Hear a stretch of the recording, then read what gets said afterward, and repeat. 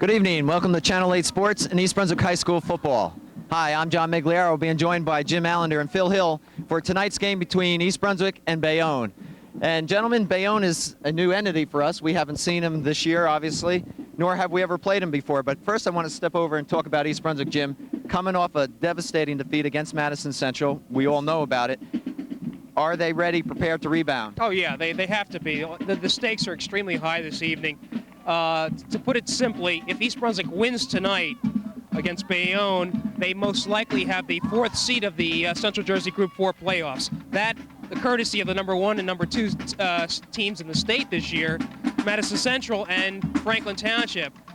It's like this: if Madison beats J.P. Stevens, who they'll be playing tonight, and if Franklin Township beats Hunterdon Central, that effectively will eliminate those two teams in terms of power points from East Brunswick.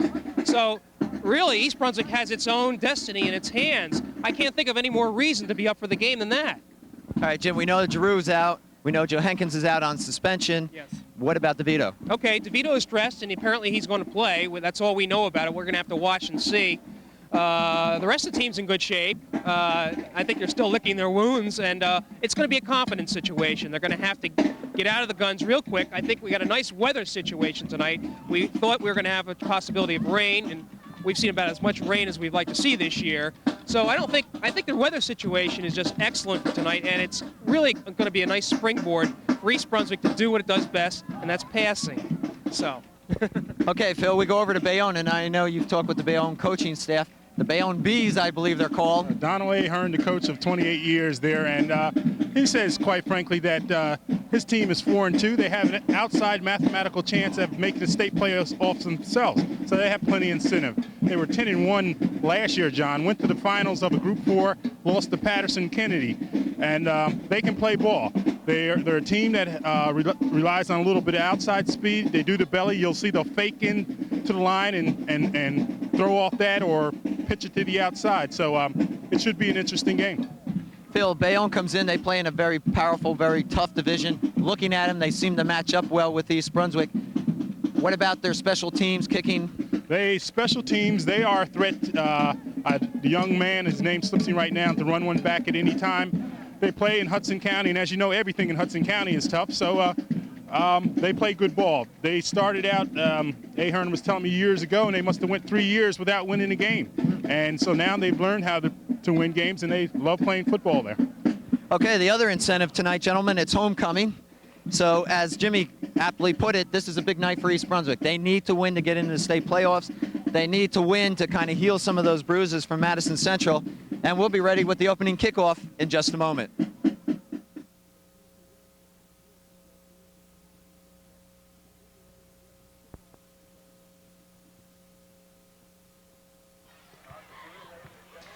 Well, good evening and welcome to the East Brunswick Bayonne game tonight. Friday night, beautiful night. One of the best that we've had this season. Yeah. It's dry. Didn't even bring the umbrella tonight, John. You see the East Brunswick team down on the field in their home green jerseys, getting ready. They'll soon call for the captains, and those captains will be Brian Forte and Mark Harmon for East Brunswick. Again, this is the first time we'll be looking at the Bayonne Bees. Interesting scheduling, Jim. Do you know anything about that? I believe because of the way the conference realigned with the entrance to Piscataway coming in, that sort of upset the boat, if you will, and created an opening for East Brunswick, and Bayonne was available. And East Brunswick, Marcus Borden has always said that he's not going to shy away from anybody, and I think that was Charlie King's attitude when he was athletic director. You know, evidence Cherokee being the opening day opponent every year. Bayonne has consistently been a quality team, as Phil mentioned, in the last couple of years. So it's an interesting game that they're playing Bayonne tonight. But quite frankly, I'm kind of glad that if they win this game tonight, it's gonna, you know, they're not gonna back into the playoffs. They're gonna make it because they played well. Okay, East Brunswick, no secret about it. They need to rebound tonight after that loss to Madison Central last week. Again, injuries are a part of the story this evening. Joe Giroux out for the season with a separated shoulder. Joe DeVito is dressed and will play, although he's nursing, I would think, a very sore ankle. And of course, Tom Joe Hankins is out due to the mandatory one-game suspension for his ejection last week at Madison Central. Phil, I have a question. Do you think that with Giroux being out now, that changes the passing scheme a little bit? You think that Potter's going to get more action tonight? I think Potter probably will. Potter, as a matter of fact, looked pretty good at one of the bright spots in the Madison Central game. He caught several passes, and I was more impressed with what he did after he caught the pass. He was really ready to give up the body and did some good hard running. So I'm sure Marcus Borden saw that. And with Giroux out, right, they have to utilize some of the other receivers more. Potter should be one of those. Right. I think East Brunswick also has somewhat of an advantage. You know, you can look at things on film, but one of the problems that the Bears had in facing the GMC opponents is that the coaches know each other very well. They know the teams, and Bayonne, quite frankly, doesn't know too much about East Brunswick. And that opens up some possible avenues for the Bears to do some things with the passing game. Perhaps Forte is going to have a little bit more opportunity to throw tonight. I just think there's somewhat of an advantage of not being familiar with each other. Well, and I think that the same thing goes for East Brunswick looking at Bayonne. They're not familiar with them. As Phil mentioned in the pregame, they run that belly series type offense, which has in the past given East Brunswick trouble. So this is going to be an interesting game, and there's a lot on the line. You know, we mentioned homecoming. We mentioned the fact they need this to get in the state playoffs. And if for no other reason, you have a number of seniors out there who want to make it to the playoffs, and this their last year. So I think you're going to see them go all out. And let's face it, it's another opportunity to showcase Forte. True. East Brunswick will receive, and going back deep for the Bears will be the trio of Ramon Trent, Dave Goldstein, and I believe that's Mike Polito, number 42, and it is. We will do our best to identify, obviously, the Bayonne people, as, again, this is the first time we've ever seen them.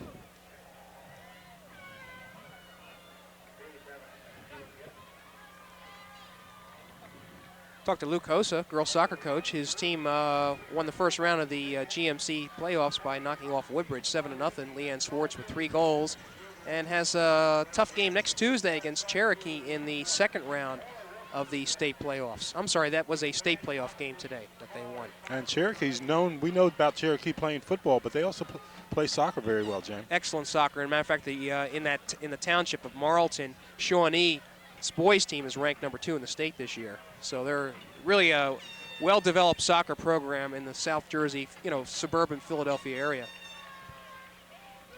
All right, we're waiting for the kickoff. Bayonne a little slow coming out. Appears they're ready, though. Number 79, Dan Bellata, will kick it off for the Bees. East Brunswick will be moving left to right on your screen. A wind blowing down on the field, and actually it's blowing from one goal post to the other. Very slight breeze, John. I'm not sure it's going to be a factor, at least at this point. And we're just about ready to get this game underway. East Brunswick and Bayonne.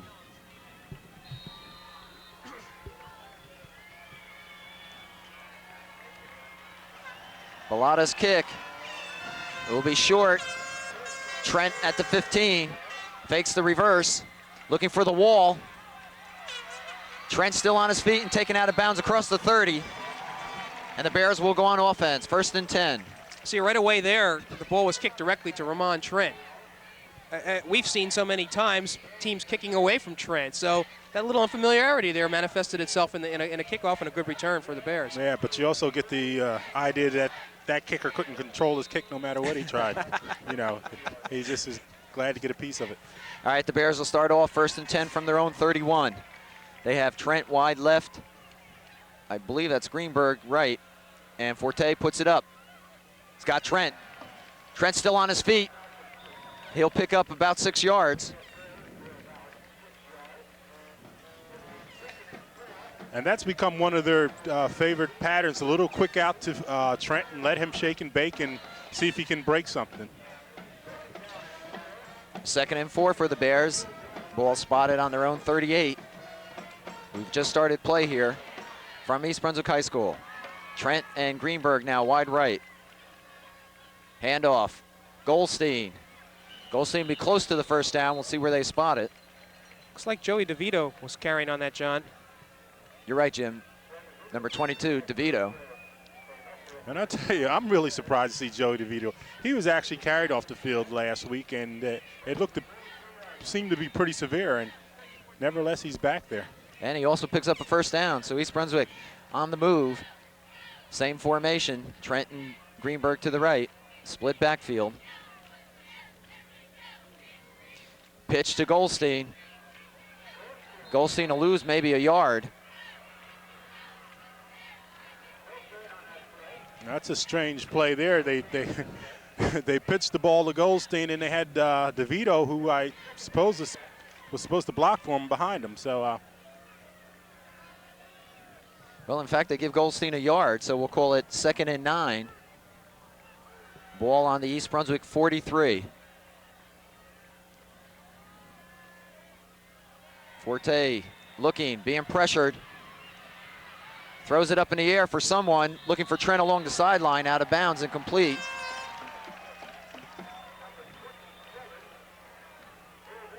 And you had number 59, John Ricard, putting pressure on Forte, 6'2", 225 pounds. And according to Ahern, he's a good one. We'll keep our eye on him, number 59. 3rd and 9 for the Bears. Quite a few big boys on the line there. They're not as big as East Brunswick, though, I don't think, Jim. Okay. Trent now wide right. Greenberg in the slot left.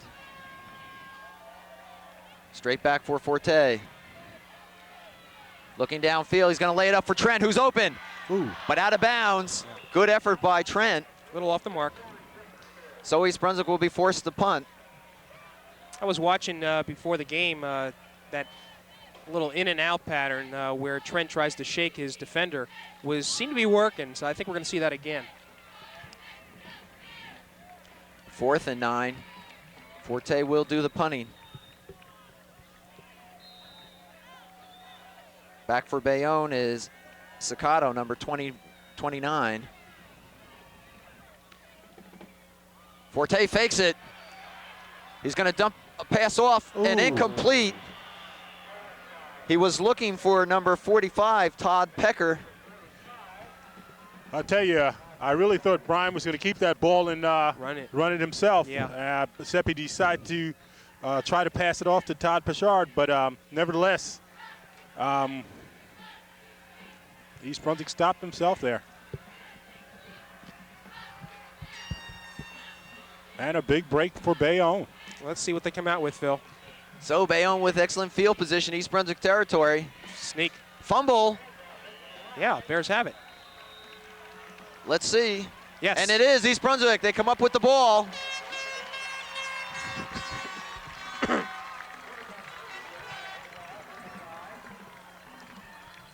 I didn't get the player on that. Mark Rulo. Okay. Mark Rulo coming up with that fumble.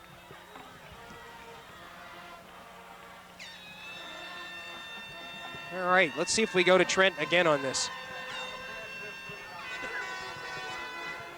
You got Feldman and Trent split wide right. Having a little trouble with my equipment.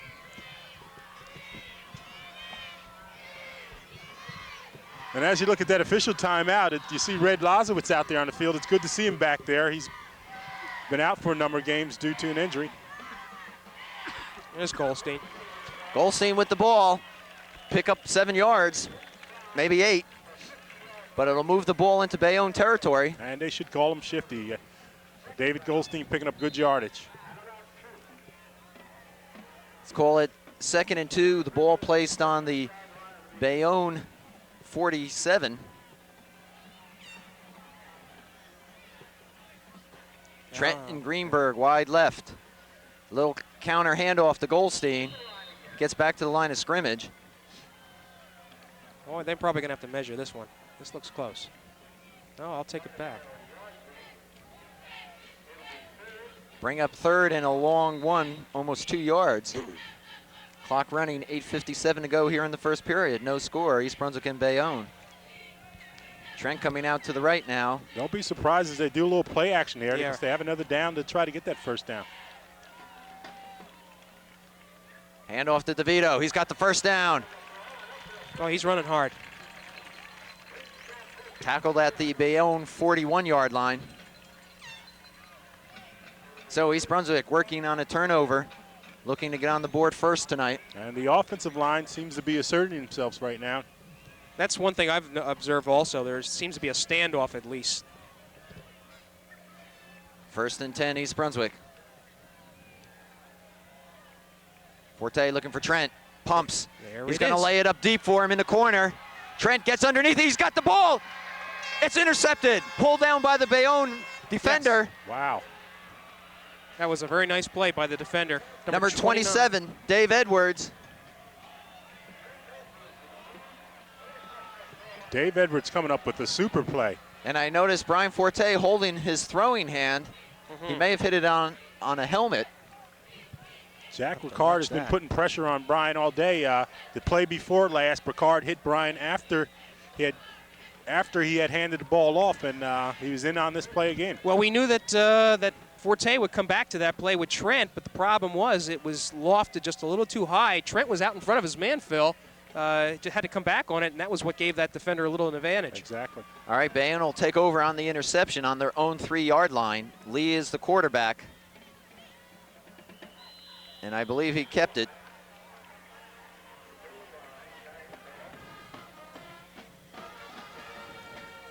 Lee will pick up maybe 2 yards close to the 5-yard line. 2nd down and about 8.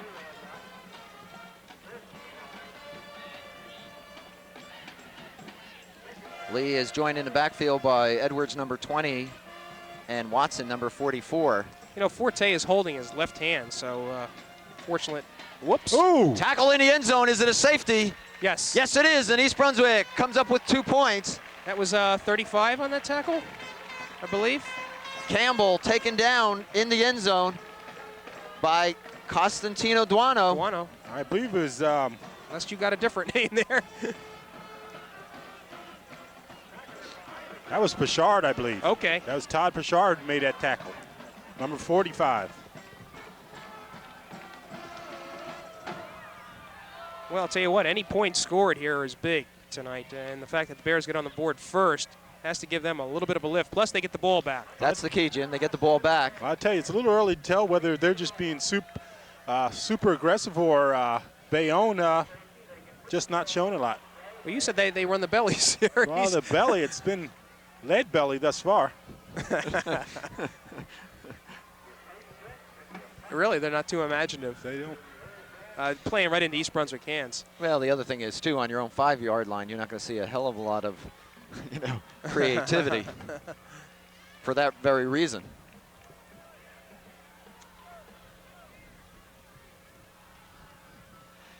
Bayonne will have their choice of either place kicking or punting away, and obviously they've chosen to place kick it. East Brunswick should have the ball in excellent field position.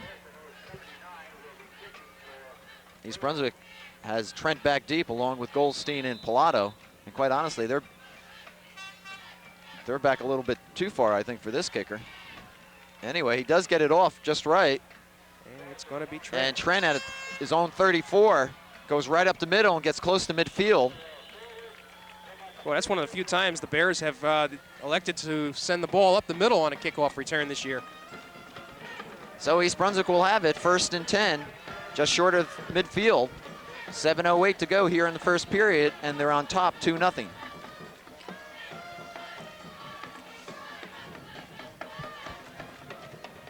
Well, we'll see how much that injury to Forte has affected them.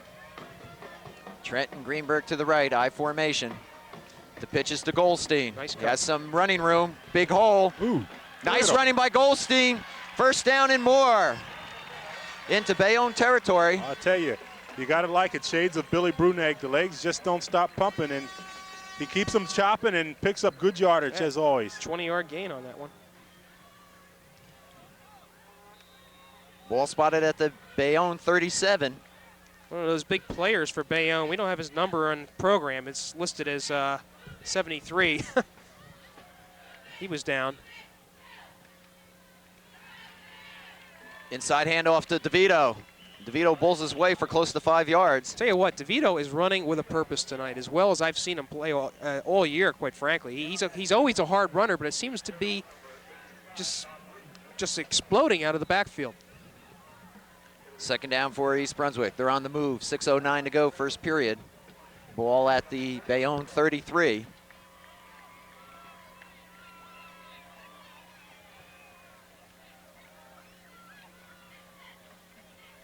DeVito again. Puts his head down and should have the first down. Boy, just barreled over number 85. I'll for tell Bayonne. you, they're really chewing them Bayonne up.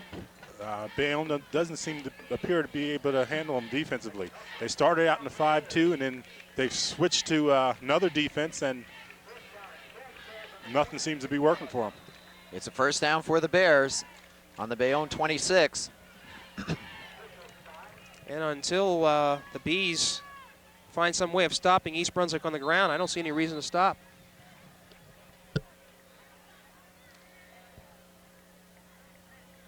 I formation. This is Goldstein. Goldstein will pick up a couple.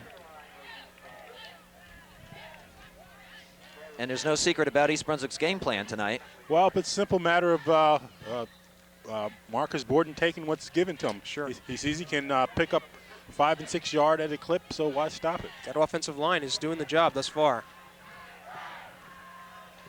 Let's call it 2nd and 8 for the Bears. Ball on the Bayonne 24.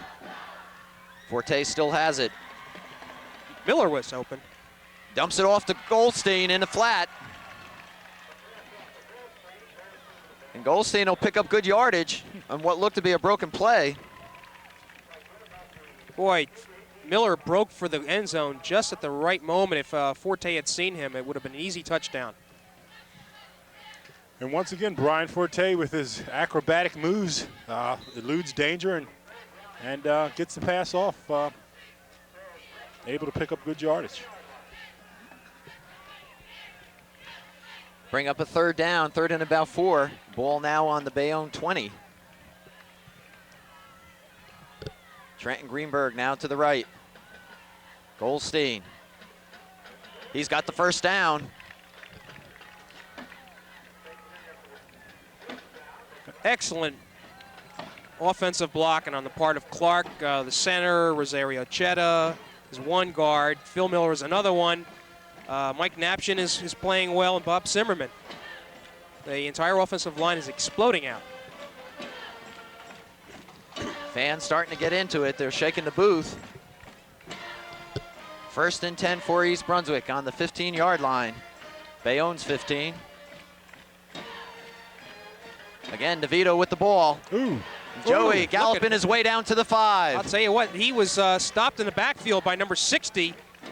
That's Brian O'Connell, but was able to shake that tackle. A couple more, and there's just no stopping DeVito tonight. Yes, there is. He's coming off the field limping, Jimmy. And it looks as though Marcus Borden wants to prove that East Brunswick has a running game of its own. And they're taking it right to him, and that offensive line, as Jimmy mentioned, just blowing him out. Good position for the Bears now. They can still get a first down. 2nd and about 1 from the Bayonne 6. This is Rulo, and he's tackled in the backfield.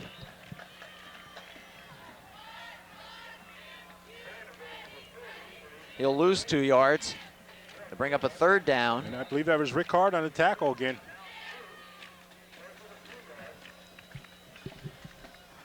DeVito back in. Wouldn't be surprised to see him get it. 3rd and about 3 for the first. From the 8-yard line. Forte over the middle to Trent. Touchdown, East Brunswick. Oh, could have been a flag there. He was nailed after that. He was nailed, but the defensive player is down.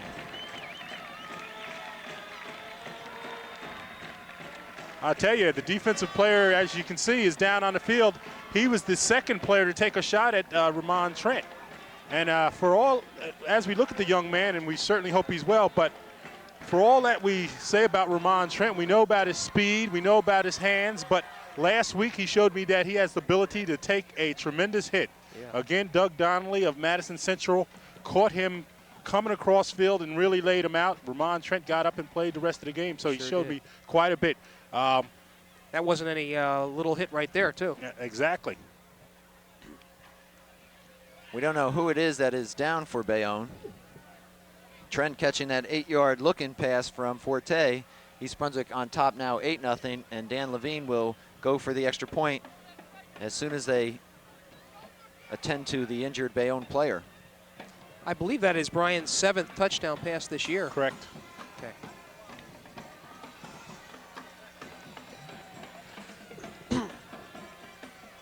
So the Bears jumping out to an important, more than one touchdown lead here. Phil Hostler taking a look at the young fellow himself. It's hard to speculate just what type of injury it might be. Jimmy, a big touchdown for the Bears. Absolutely. I think we talked about it on top of the game that the team needed to reestablish the confidence that it had lost against the Spartans last week. I don't think there's any doubt that they've done that right now. I think they're flying very, very high, and they probably feel that they can move the ball against Bayonne, and the defense has done well in its one opportunity or two opportunities. While they continue to look at the player from Bayonne, and as we scan the field, as we mentioned, this is homecoming, a nice crowd on hand. And as always at every East Brunswick game, the cheerleaders, and tonight a nice touch, the JVs are joining the varsity cheerleaders. Add to that vocal support.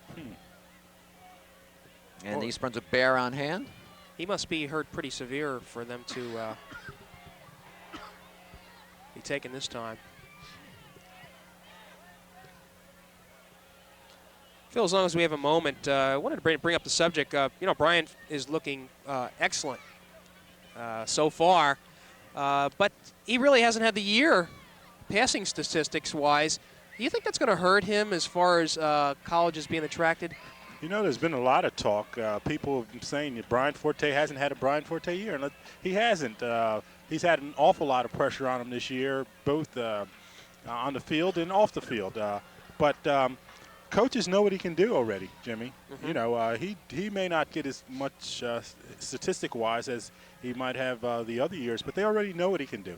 He's been under a tremendous lot of pressure from various defenses all year, and he responded to it rather well.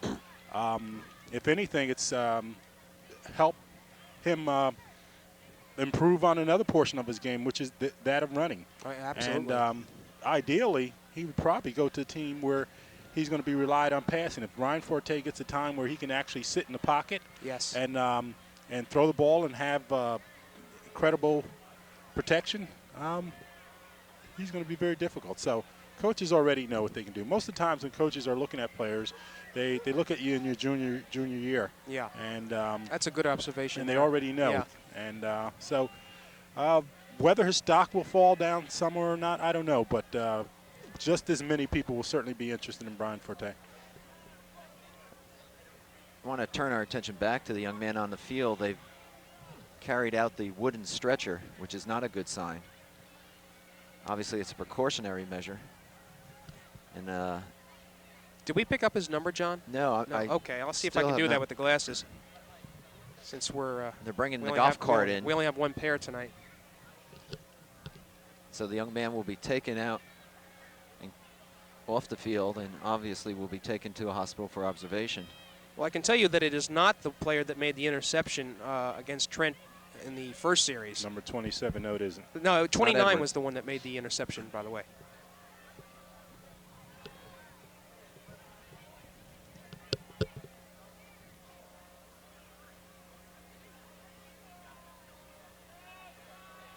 And the way they're lifting him, putting him on the stretcher, it has to be some back-related injury. Being that, you wonder why, the first aid isn't really being called in to take care of this. I mean, that's what I was looking for. It appears to be that serious. And I'm sure they're probably on their way, but they're actually sitting across the field, Phil, on the Bayonne side. And I'm wondering the same thing. Well, you do have one of the top trainers in the state of New Jersey, Phil Hill there, Phil Hostler. Phil. Yeah. Okay. No, but seriously, if the young man's been out on the field that long and it's Yes. halfway as serious as it appears to be, it's time to get the heavyweights in to take care of him. And that's no disrespect to the trainers.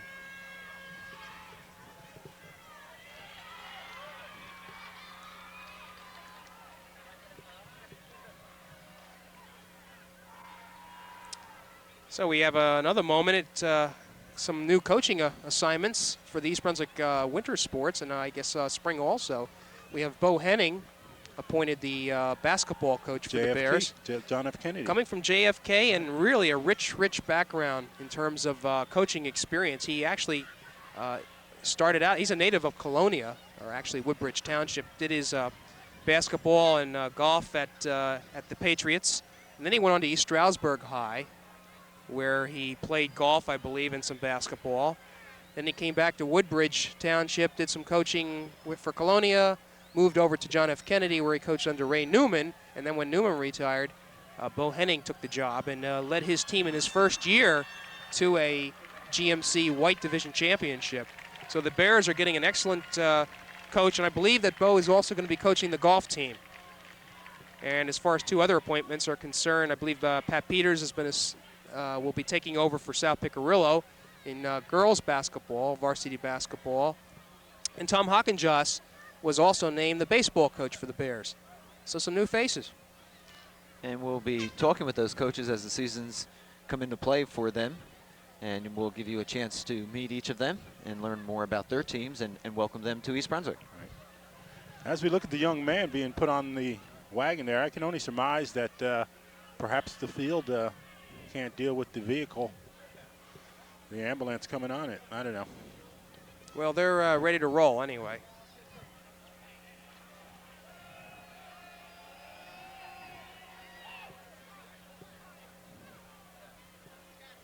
And we're going to try to find out who this player is.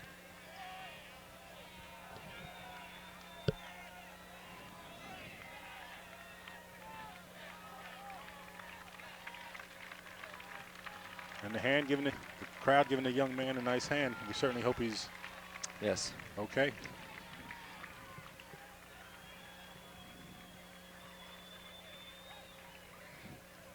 You see Phil Hostler driving the golf cart, taking every precaution not to jar the young man any more than he has been. And so we'll return back to the action as East Brunswick gets ready to try to add the 9th point of the evening with 3:18 to go here in the first period. Well, the Bears on top 8-0, and Dan Levine on for the extra point. And kick is up and good.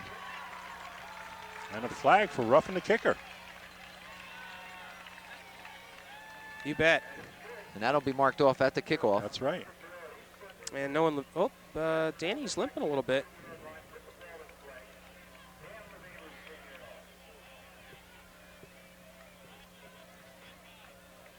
Let's see what happens here. 15 yards on that, so Bears will be kicking off from the Bayonne 45-yard line, I believe. It is a dead ball personal foul, roughing the kicker against Bayonne. Right. And as you mentioned, Jim, it will be marked off at the kickoff.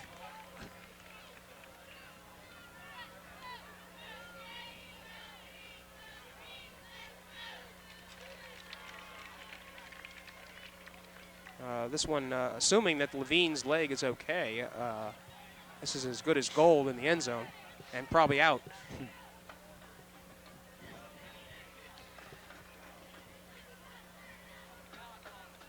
And you see the official there giving the signal for roughing the kicker, and they're going to mark it off.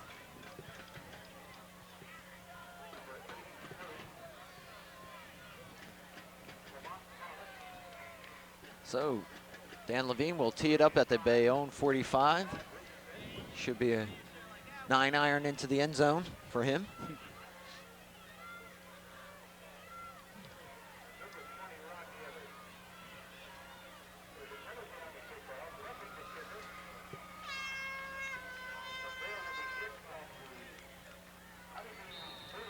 And here we go.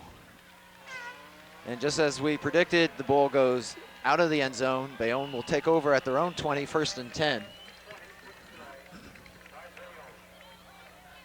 So the Bees have had very little opportunity to do anything. Well, the Bees certainly haven't been able to sting anybody at this point in time. They haven't shown much of anything in the way of offense. Phil, how come I knew you were going to say that?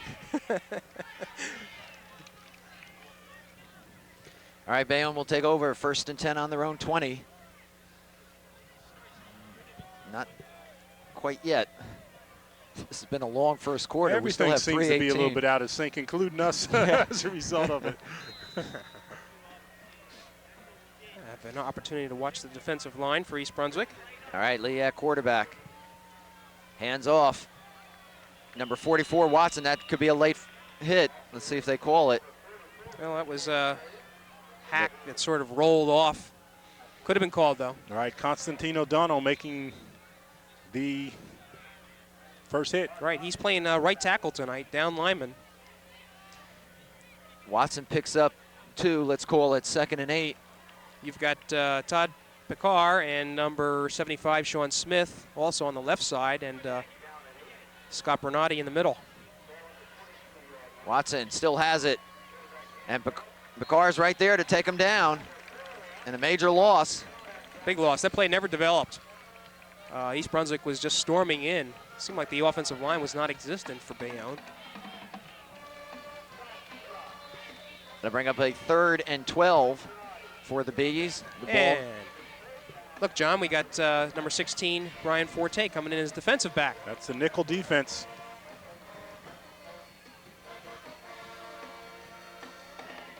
Fumble.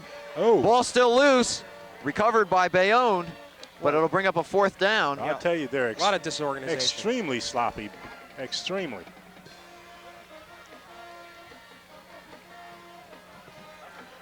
So the Bears should have another good, excellent opportunity to get the ball in good field position.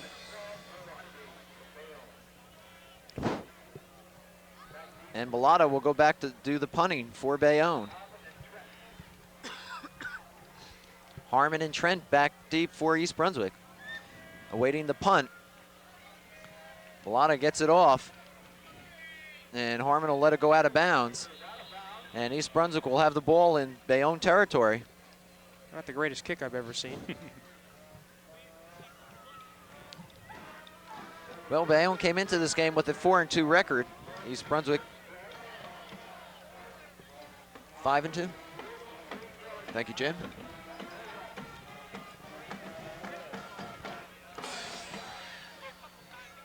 But they have yet to show, or at least give any representative showing of a 5-2 team. Hudson County. East Brunswick, Forte quickly outside to Trent and right through his hands. Tough pass to catch. And Forte is knocked down once They again. were coming at him. It'll bring up 2nd and 10. Ball on the Bayonne 43. It's a long first quarter. 1:34 left in the period. East Brunswick on top 9-0.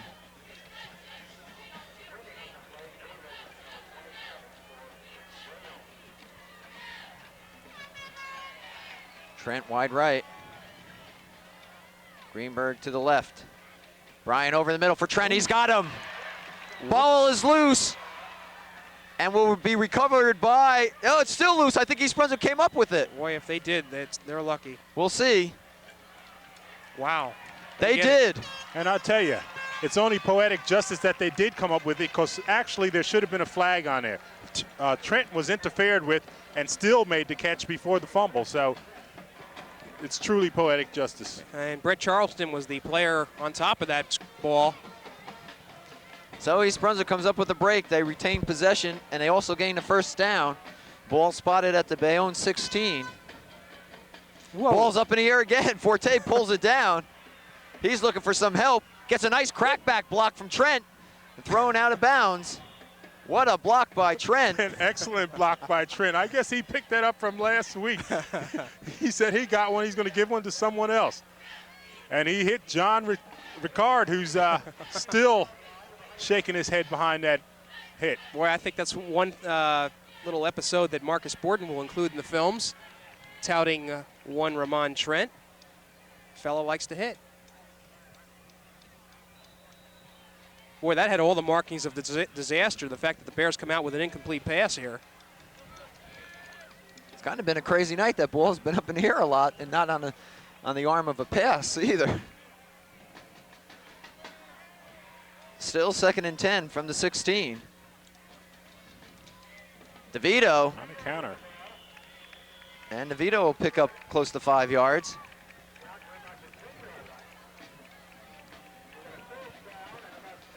East Brunswick will be faced with the 3rd down now. And watch the tight end slanted. Clock running down to 45 seconds.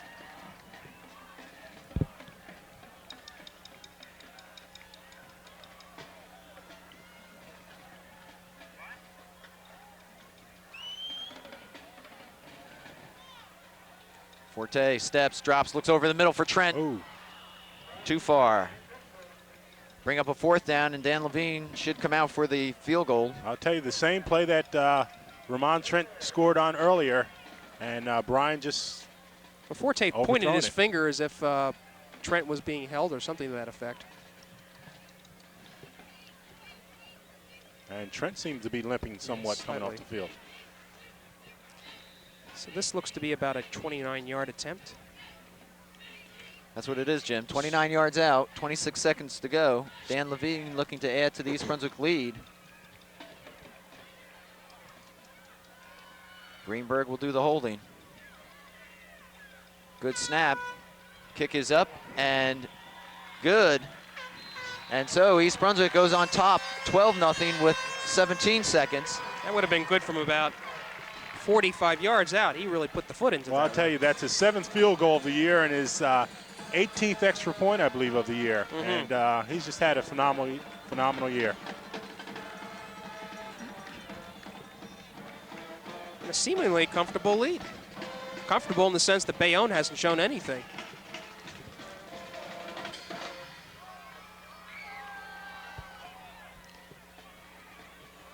And I tell you, one of the statements it makes is about Central Jersey football, the quality of Central Jersey football, and it's just good, solid, all-around football, no matter who they play. By the way, I have Forte 4 for 10. A lot of incompletions there for about 35 yards. The long gainer being the 19-yarder that Trent fumbled, but it was recovered by Brent Charleston. All right, Levine getting ready to kick it off. 16 seconds remain in the first period. And a fine kick. Fielded at about the 1-yard line. That's Edwards. Edwards taken down at around the 20. And Todd Pichard again, and he's been having a super game tonight. He's been on quite a few plays, Jim. Yes, he has. It's a nice team effort. Special teams doing the job tonight. And East Brunswick is extremely confident at this point. And that should do it for the first period here at East Brunswick High School. The Bears on top, 12-0. We'll get ready for the next 12 minutes. So the Bears doing it through the air, but mostly on the ground. Goldstein and DeVito each have carrying the ball 6 times.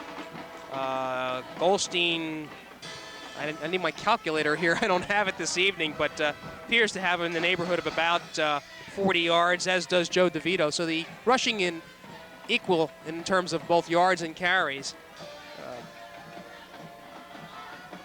And Trent, has 3 catches for about 30 yards. Goldstein having the other one. And in the turnover department, East Brunswick lost one on an interception. Remember that interception down on the 1-yard line. But they also recovered a fumble, and that led to some points. And Bayonne also has coughed up the ball once on a fumble.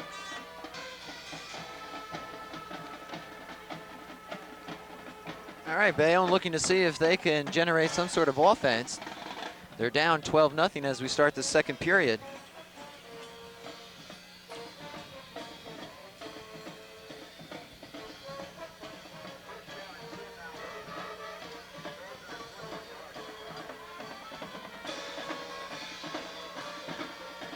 This is Edwards, and he'll pick up maybe a yard, 2 yards the most. Yeah, that was played very well by Mark Harmon. Mark Harmon coming up strong.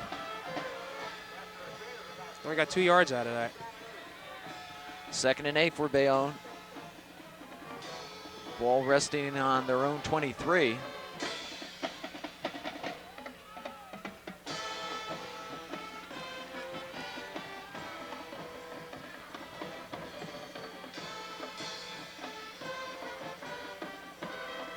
Lee has it, and it's going to be dropped. Sean Smith on the tackle. A little bit of disorganization, Phil. I'd say. Seemed like quarterback was going to hand the ball off, but at the last moment decided to keep it himself. And Sean Smith and Tino Donald came in and leveled them. Bring up a 3rd down and about 14. Ball now on the Bayonne 16, so they're moving backward. We'll see if they put the ball in the air. Reverse, and whistles are blown. Oh, mercy. Well, it looks like the Saved by the whistle.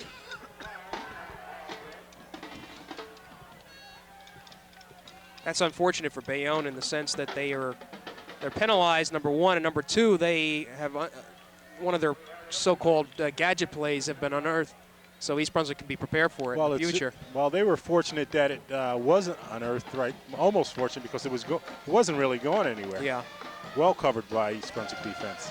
The procedure call moves Bayonne back 5 more yards, so they're now at their own 11-yard line, facing a 3rd and 19.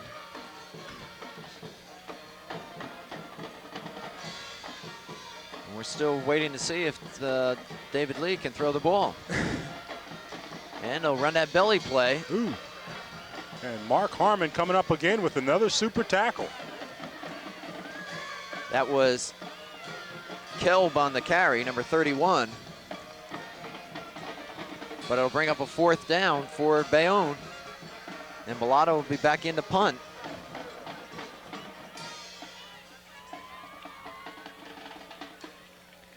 Trent, the single man back. Stop at your play here. They're looking at some equipment. I believe it's on Mark Harmon. Get him straightened out, and we'll be ready to go. And here we go. Harmon now dropping back. Whoa. Ball is snapped over Bellato's head into the end zone. Here comes a sea of green. And he runs out of the end zone, so it's another safety and 2 more points for East Brunswick. I don't know who we're going to credit that to.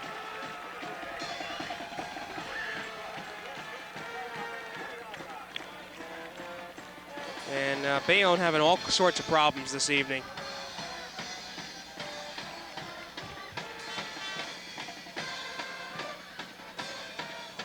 $15-0, John. 14. And I think you can give that to John Pressman, credit that safety. John Pressman or either Craig Borgen. Both of them were there. So again, Bayonne finds themselves in a position of having to kick the ball away and giving up 2 points.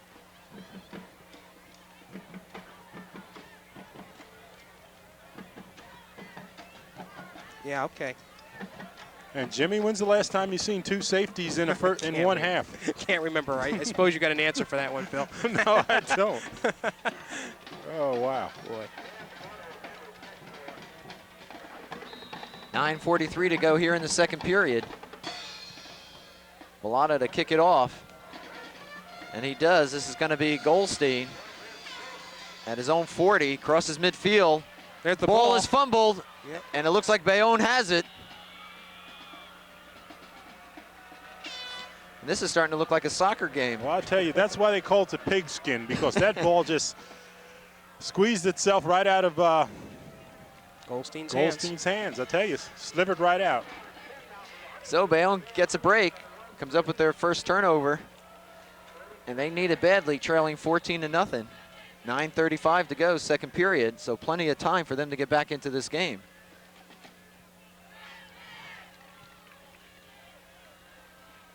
Lee still has it, looking to throw, being pressured, dumps it off and almost intercepted by Sean Smith. And great pressure by Todd Pechar. And good pursuit by Sean Smith. We talked about it last week, him playing a little bit of linebacker, and he's showing good mobility there, so who knows? Bring up a 2nd and 10. Ball sitting on the Bayonne 43.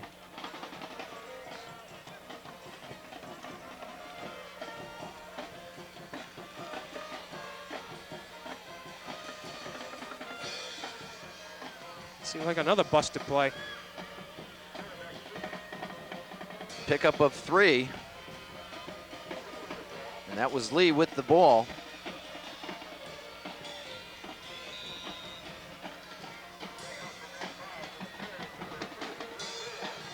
So 3rd down for the Bees. Ball on their own 45.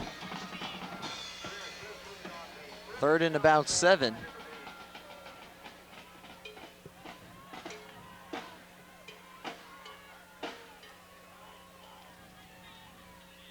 Quick inside handoff. Kind of a strange call on the Well, 3rd and long. I just was sitting here thinking the only other performance that I saw by anything of Bayonne was when they had the Bayonne bleeder against Muhammad Ali, and I wasn't impressed with that neither. So, So 4th down for Bayonne, and Trent, excuse me, Trenton Harmon, again back deep. They get the snap to Bellata this time. Decent kick. High kick. Harmon calls a fair catch, just short of the East Brunswick 30. And so the Bears once again will be on offense with a 14-0 lead. Phil would not be surprised to see the Bears start to air it out now with a comfortable 14-0 lead. I agree with you. Even though much of the yards they picked up has been on the ground, I think they feel comfortable that they can move on this team, and they want to open things up. Let's see. All right, Forte brings him out, I formation. Goldstein. Still running. Still on his feet and jitterbugs for 3 yards. And almost a late hit.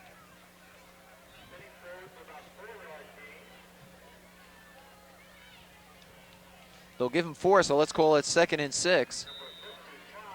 The ball at the East Brunswick 33-yard line.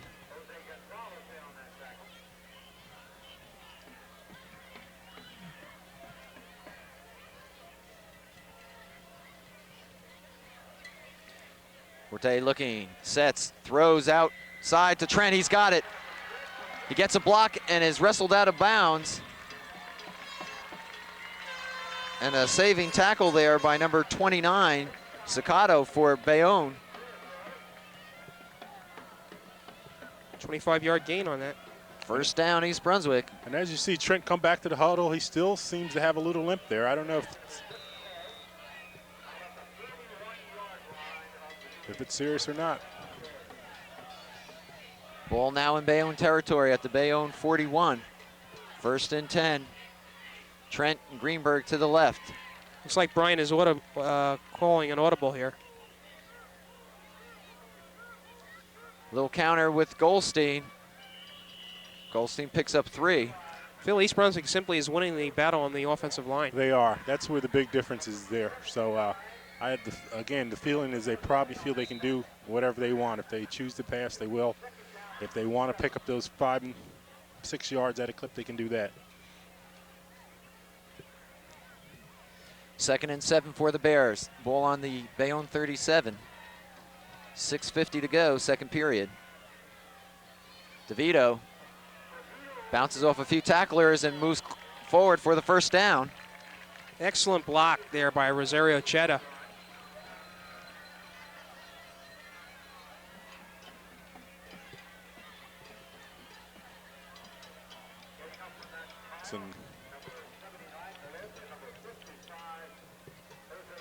It's another 1st down, John. Yep.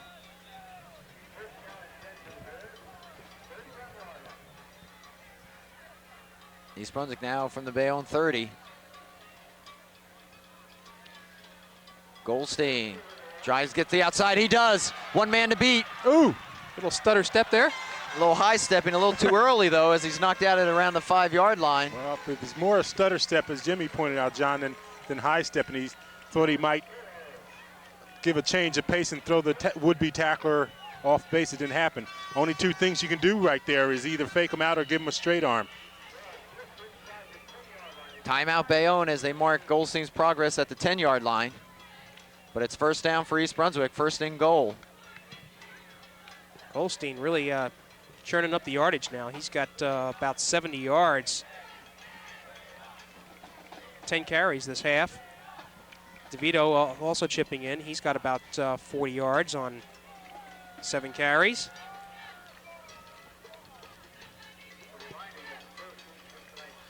Bears scoring those 14 points, not the way you would normally think. It's not just 2 touchdowns, 2 safeties, 1 touchdown, the 8-yard pass to Ramon Trent, and then a 29-yard field goal by Dan Levine. And somehow that all works out to 14 points.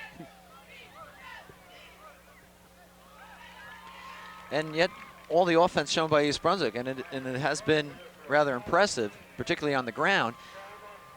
Bayonne is not out of this game. Bayonne is not out of this game, but they don't appear to be in this game. They're not in it either. I just, you know, Phil, I'll tell you what. Out of all the opponents that East Brunswick has played, Bayonne is the least impressive to me. well, they certainly haven't pressured East Brunswick or even Bryan as much as any of the teams that we've played this year. And again, it's a mark to Central Jersey football. First and goal for the Bears as we resume play from their Bayonne 10.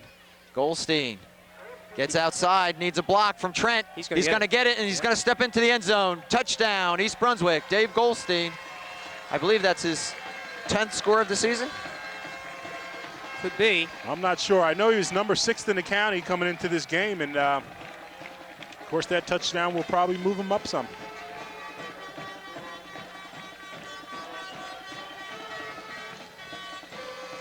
You've got it. 10th touchdown there. That'll make the score 20-0 East Brunswick. Levine on now for the 21st point.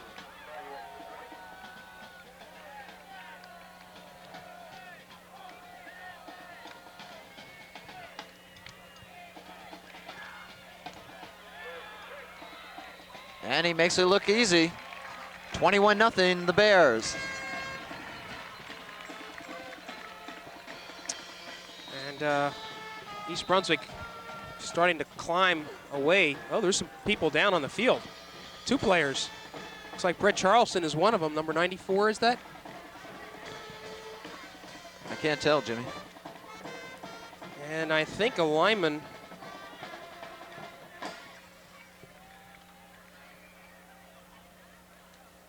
'68. That's Phil Miller. By the way they're holding their heads, it looks like they might have banged each other.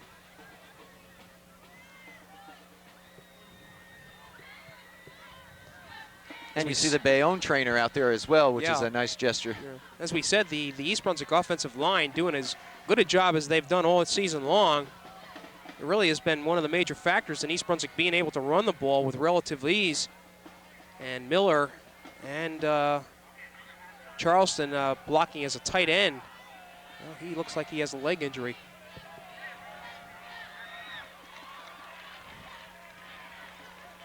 You know, I'm surprised we don't see more injuries on field goals and extra points.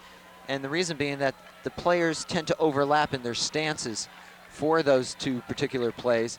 And that's where it's easy to get bent backwards or have someone step on your leg. And generally, it's your own teammate who does it. That's right. And so much emphasis is put on now blocking that extra point, or certainly making an attempt to block it that is a lot more intense than it looks from up here. So, Boy, I don't like the looks of that one down there.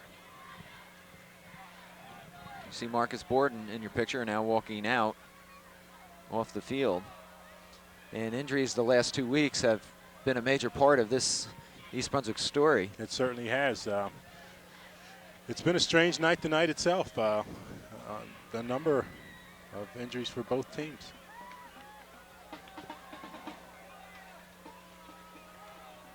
We still have 6:13 to go here in the second period. The Bears on top 21-0. And they're working on, Jim, you said that's Phil It Miller? appears to be Phil Miller, yeah. I don't see him number 68 on the bench anywhere, so.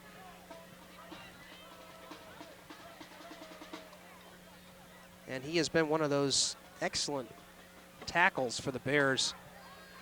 Has excellent size. And I'll tell you, injuries certainly is a part of football, but something that you never get used to. As a parent sitting in the stand, every time your son takes a few extra seconds to get up, you hold your breath, you know, hoping that it isn't anything serious. But football, injuries are a part of football. They always have. And we see some movement by Phil there, and that's a good sign. But you never get used to it. All right, he looks to be favoring the left ankle. Let's hope it's not anything more than a sprain. Well,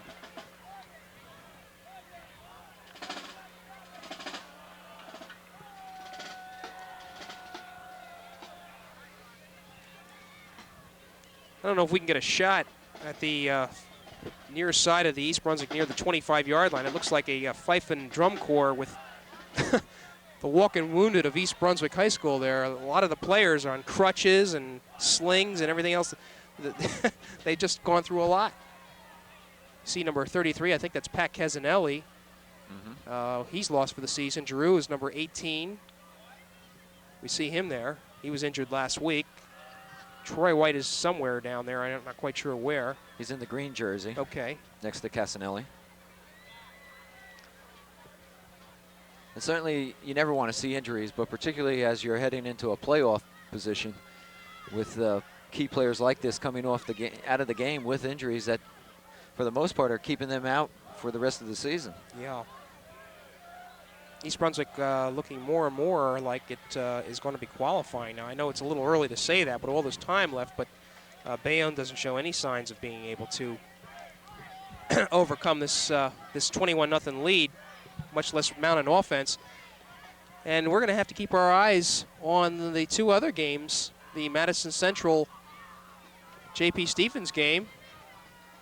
John shaking his head over there. I don't think you're going to have to keep much of an eye on that one. I would think not after that performance. And the other key game, of course, is going to be Franklin Township, whom many other sports writers and media alike think is as good as Madison Central. I personally don't think so. Well, to make a point, what I've been saying all night about Central Jersey football, the number 1 and 2 teams in the state of New Jersey, ranked by the Star Ledger, are from Central Jersey. So,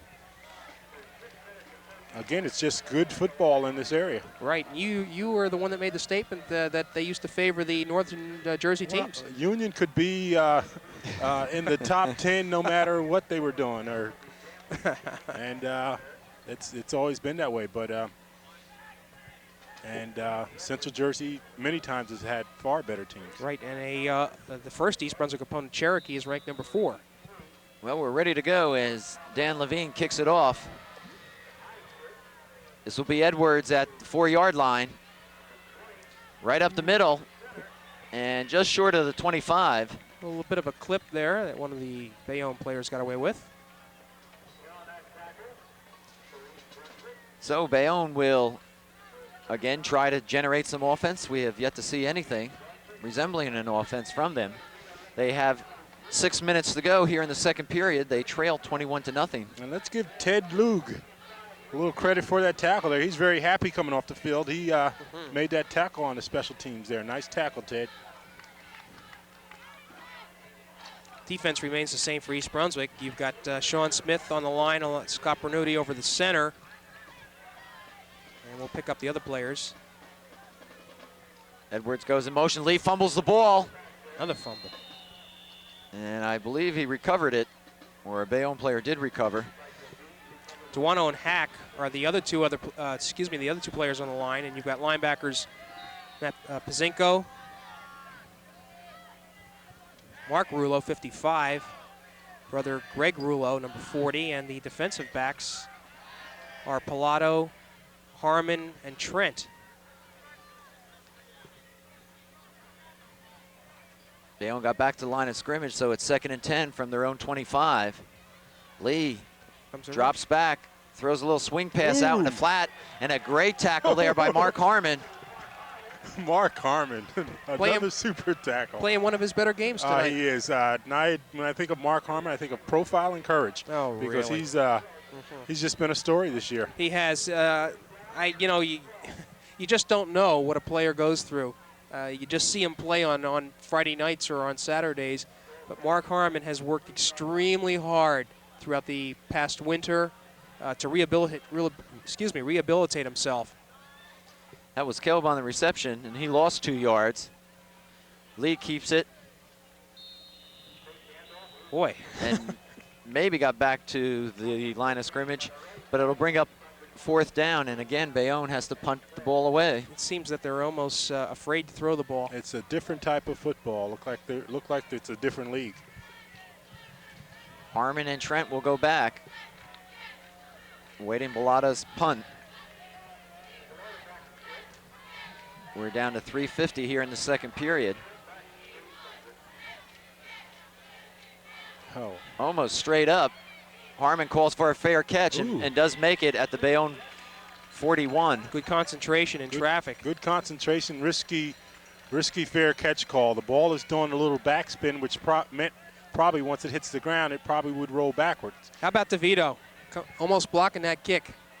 Injured ankle and all, he still gave it 100%. All right, so East Brunswick, again, excellent field position. They'll have it 1st and 10 at the Bayonne 41.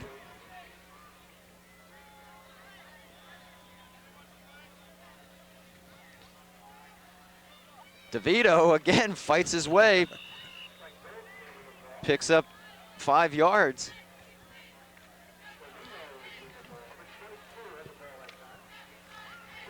Well, statistician Bill Munyon's certainly going to have his hands filled tonight, trying to tabulate all the rushing for the Bears. Let's call it 2nd and 5 on the Bayonne 36.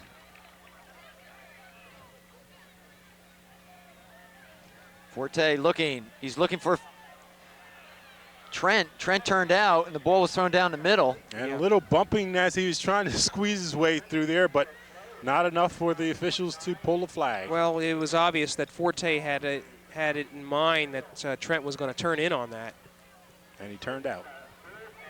By the way, on that last play, Charleston was in, so apparently he's all right.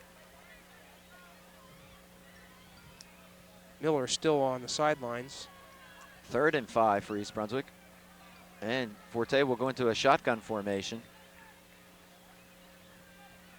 Looking to put it up. Has to roll around. Goldstein's open. Throwing it. Oh, and it was intercepted. Nice play by Trent.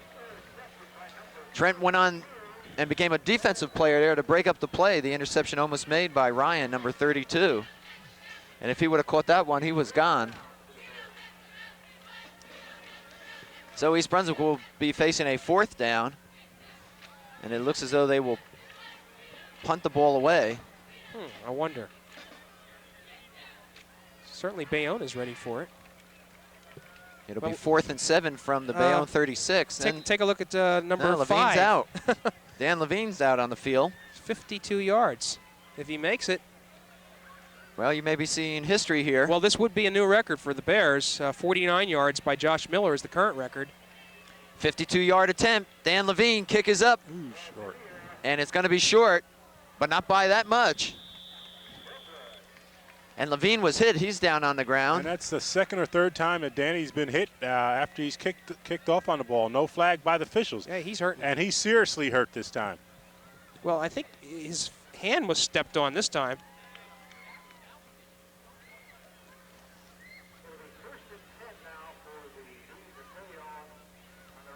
So Bayonne will take over on their own 20, 1st and 10. 2:42 remaining here in the second period. East Brunswick on top, 21-0.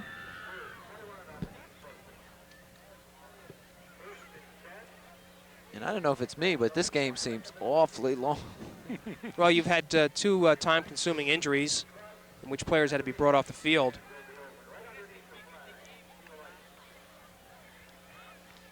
Lee brings him out, goes right up the middle with it. Their best play thus far tonight, and he gets the 1st down. Well, what better way to control the ball than not hand it off to anybody? One of the few things that Bill Munyon doesn't do is handle time of possession, and I would bet you that East Brunswick really has the advantage in time of possession tonight. No doubt about it. ball has moved to the Bayonne 37. 1st and 10 for the Bees.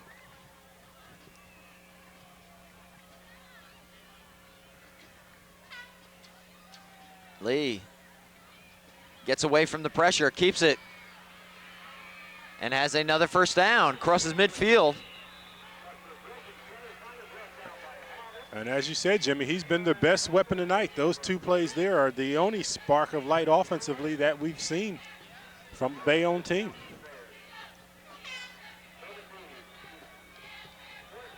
And those are broken plays. 1st and 10 in East Brunswick territory. And that inside counter play has not worked at all tonight. And in fact, they fumbled on it twice. Lee taken down for a loss.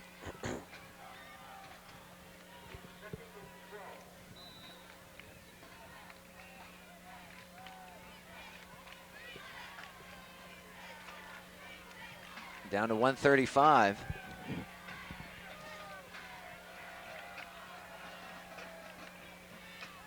Pitch to Watson, he drops the ball, Oh, dear. falls on top of it. Boy, if he had caught that, he probably would have had a little room outside.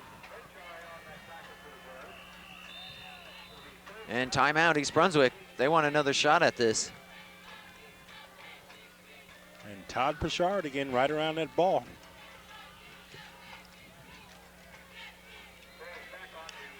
It'll be a 3rd and 16 for Bayonne when they come over the ball.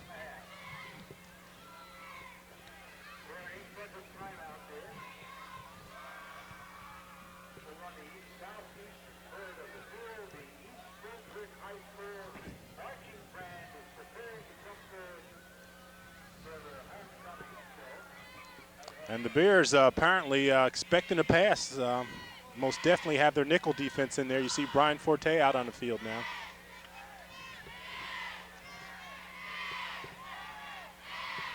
Well, they should have an opportunity to get the ball back.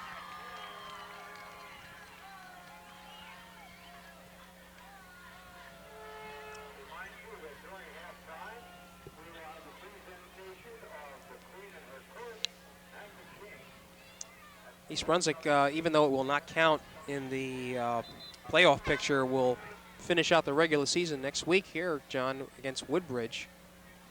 And a Saturday afternoon game. Yeah, I haven't. Well, I've seen them about 2 times, and they are as predictable as the team we're seeing tonight. They like to run the ball, so this is a good exercise in practicing for Woodbridge. Lee looking for someone. Bang. Does get it off. And is it a reception? No, the ball hits the ground first. Nice try by Edwards, number 27. That's Dave Edwards. So it'll bring up a 4th down that will stop the clock, and East Brunswick will get the ball back with 1:09 to go here in the 2nd period. Forte is staying in. Looks like he's going to be one of the deep backs on the punt return. I got to be honest with you, I don't know why. You're leading Probably 21-0. I think Bayonne is going for it. That's the reason why. Lee over the middle. He's got Edwards, and Edwards has the 1st down. Yeah, he's got it. So the prevent did not prevent the 1st down, and so Bayonne will have it with 1:01. That'll stop the clock.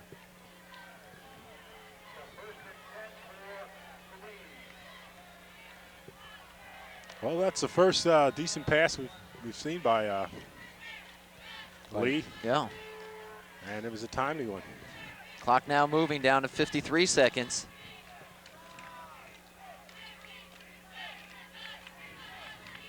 Forte stays in with Trent. They're playing back deep. Lee being pressured by Hack and throws it into the ground, actually at the knees of an offensive lineman. Well, I think he was trying to throw it further than that, but Hack was able to get his hands on his passing arm and caused the pass to go down. Really wasn't an attempt at grounding. That'll stop the clock with 41 seconds. The ball is resting on the East Brunswick 36.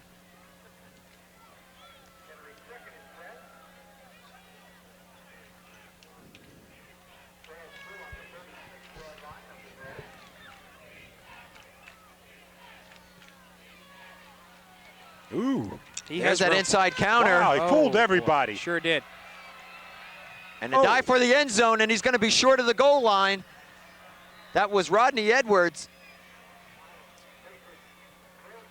And actually, that diving may prevent them from scoring.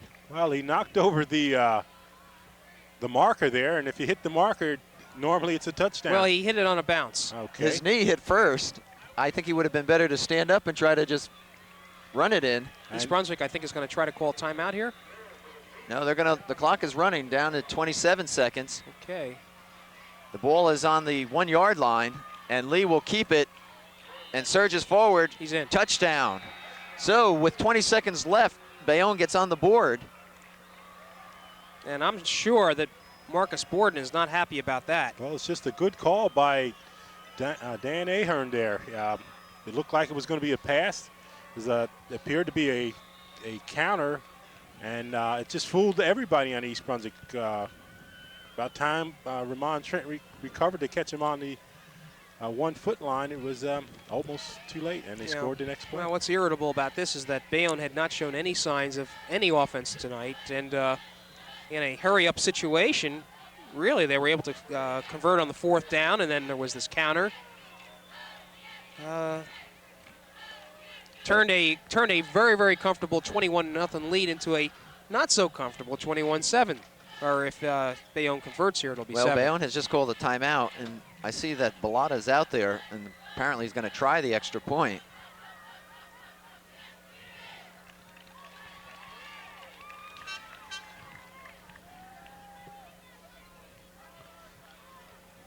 And you can't blame East Brunswick if they were caught asleep there, because the way Bayonne was playing, they were practically putting you asleep, and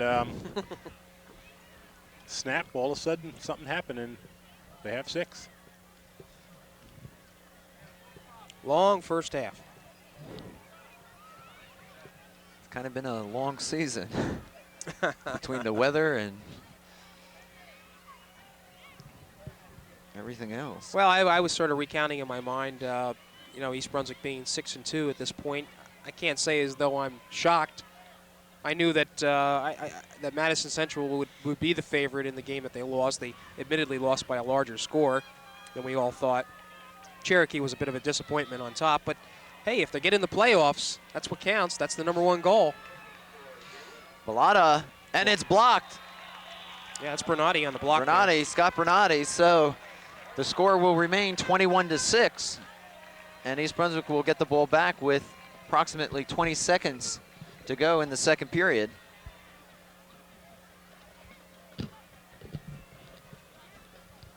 And it would be nice to see Ramon Trent run back one of his kickoffs, huh?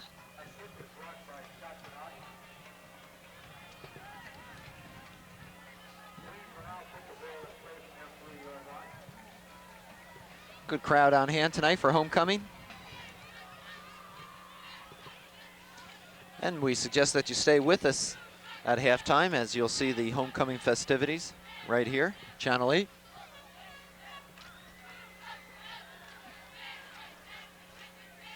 All right, Trent, Pilato, and Goldstein back for the Bears.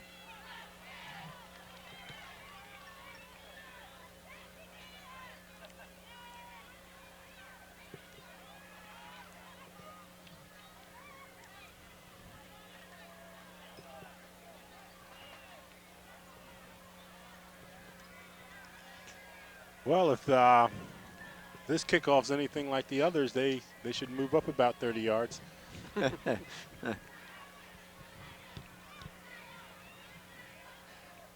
They want to get a running start as they catch it. Well, conceivably, Bayonne could try an onside kick here. The ball is laying down.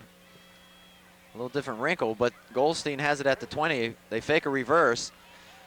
There seems to be a wall set up, and Goldstein takes it out of bounds just short of the 30. So with 12 seconds, East Brunswick will have it in their own territory.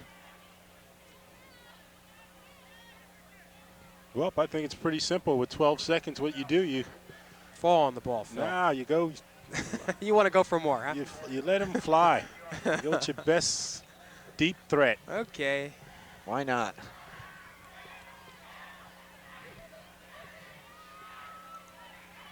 Well, Forte is not in a shotgun. High formation with Trent and Greenberg to the right. This will be Goldstein following DeVito. Boy, get out of bounds.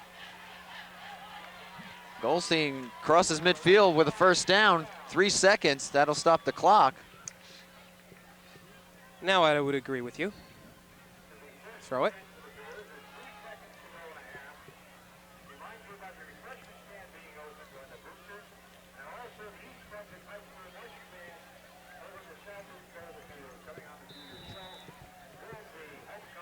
Not much more we can say. 3 seconds. Well, that run did not hurt Dave Goldstein's rushing stats. And a good lead block on the last play by Joe DeVito. Goldstein will try it again. And that'll end the first half here at J. Doyle Field. The Bears on top, 21-6. Well, we're going to wait for Bill Munyon to give us the official halftime statistics, but I believe that Dave Goldstein is over 100 yards for the first half rushing. On that 25-yarder especially, that really helped things. Phil, any thoughts? Well, East Brunswick seems certainly to be well in control of this game. Bayonne scored, but certainly I just don't see anything East Brunswick has to be overly concerned about. They have to come out and play good ball the second half, and they should have things pretty much their way. I agree. Again, we ask that you stay tuned and join with us as we watch the 1988 homecoming festivities.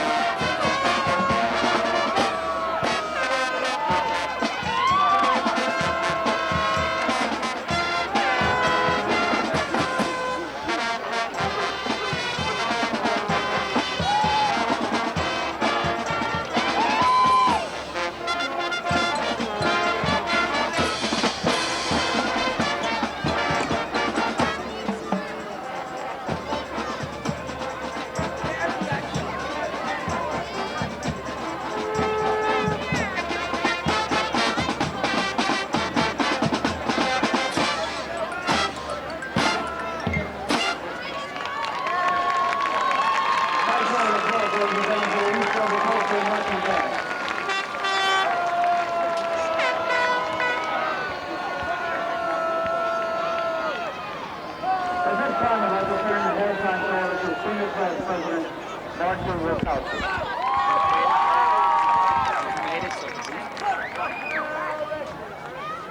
Again, Morris Wilkowski, and the president of the finest class who ever graced the hall, East Brunswick High School, with the class of 1989.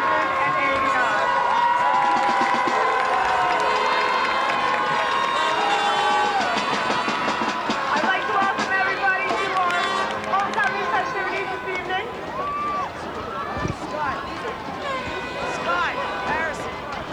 And at this time, I would like to introduce our homecoming king, queen, and their court.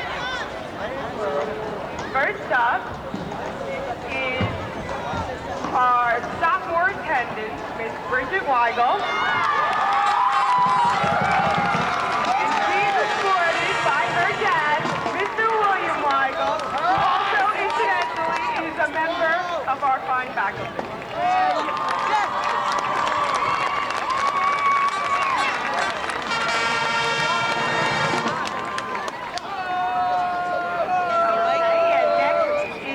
Junior attendant, the very lovely Wendy Rosenthal.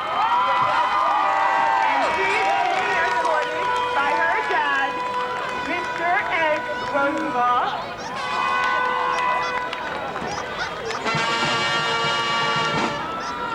I love that.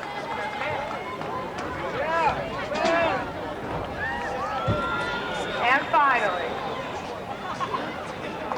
this year's king and queen. Our king, Mark Hartman, is back in the Bears locker room right now, planning to ensure our victory for the second half. So Corey Potash was nice enough to fill in for him this evening and escort our lovely queen, Leanne Schwartz, down the runway.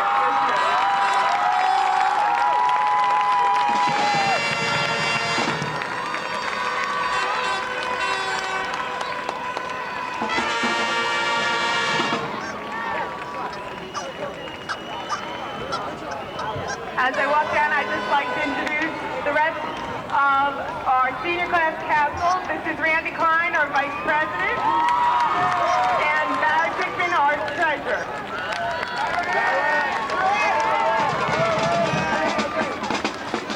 Let's give them all a big hand.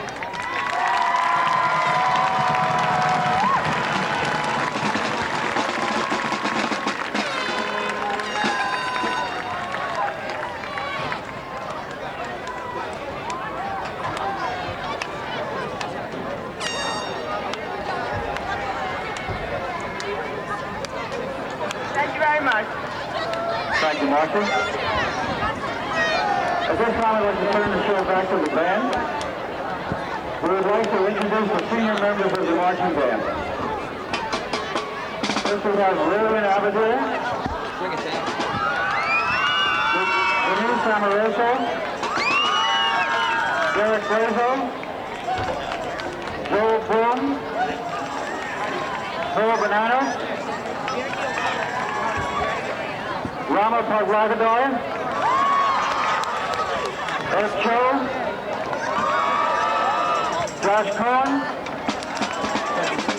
Russell Coleman, Barrett Bigman, Chris Leonard, Ronald Israel, Jennifer Jones, Kevin Canapa, Keith Snow, Mike Stoyer, and Jennifer Chan DeFeo. At this time, we would like to invite any alumni members of the band from past years. Please come on out in the field where we be forever.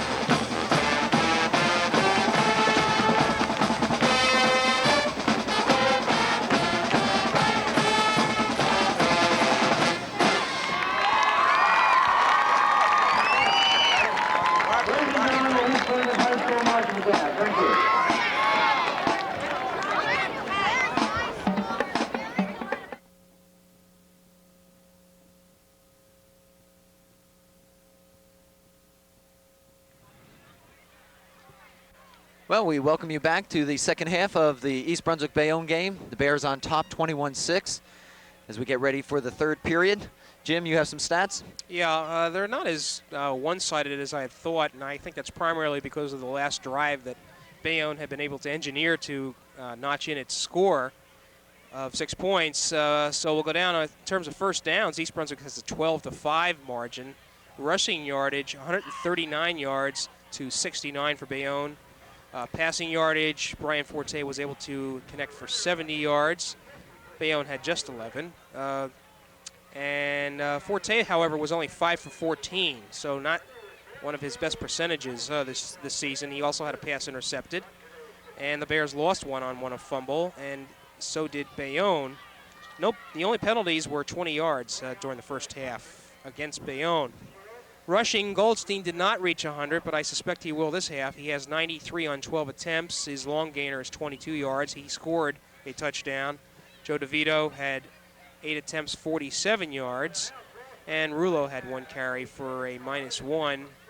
And in the receiving department, Ramon Trent, 4 catches for 66 yards, including 1 touchdown. And Goldstein had a catch for 4 yards for a total of 5 pass completions for 70 yards. East Brunswick did not have to punt during the first half. All right, East Brunswick will be kicking off, and Bayonne will be receiving. As you see the Bears coming out onto the field, Dan Levine will be doing the kicking. Good to see that he's okay. He took a couple shots first half. I heard that Madison was leading J.P. Stevens 12-0 in the first quarter. Scored on their first possession. Amazingly did not on their second possession, but came back to score on their third possession.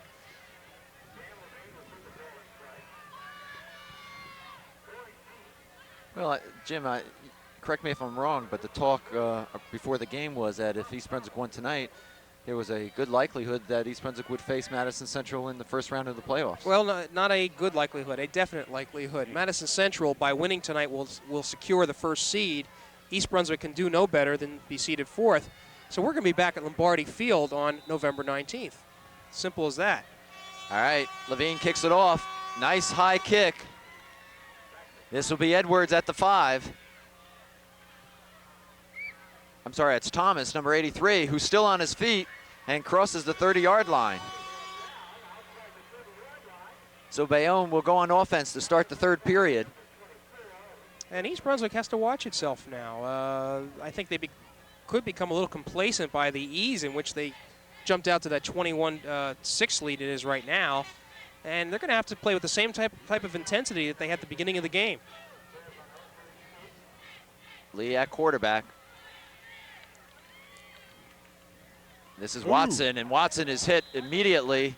It's Bernardi, and that's the type of intensity we're talking about. And he'll lose 2, so it'll bring up a 2nd and 12.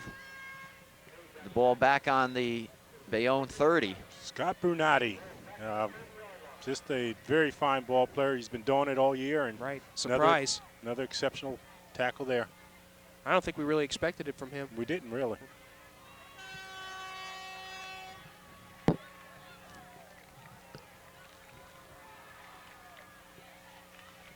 Bayonne. This is Watson once again. Sorry, Edwards. Some good running room. It looks like he's just going to be a little bit short. They might even want to measure here. Mike Pilato on a tackle. Pilato, sophomore. Yeah, he's going to be seeing a lot of action in the future. We saw him in the tail end of the Madison game as a running back, so I think that Marcus Borden's plans for Pilato are to include offense too.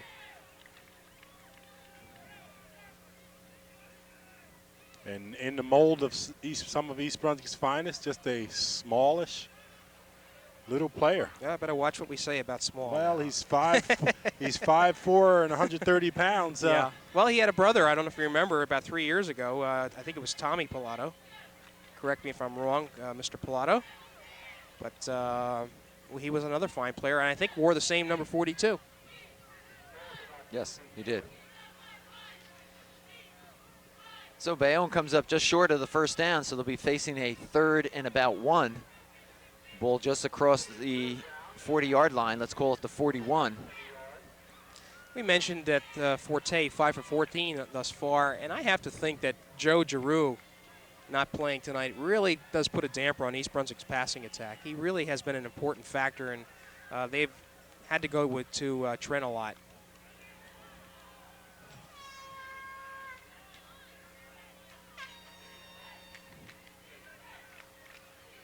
I don't know. They were waiting for the yard markers to be set up. Now the clock starts. Just been the way the game's going tonight. They're playing this as though they have all night. All right, 3rd and 1. Lee keeps it. He's got the first down, I believe. He pays for it. I think they'll probably mark it for the first down. It's forward motion. We'll see.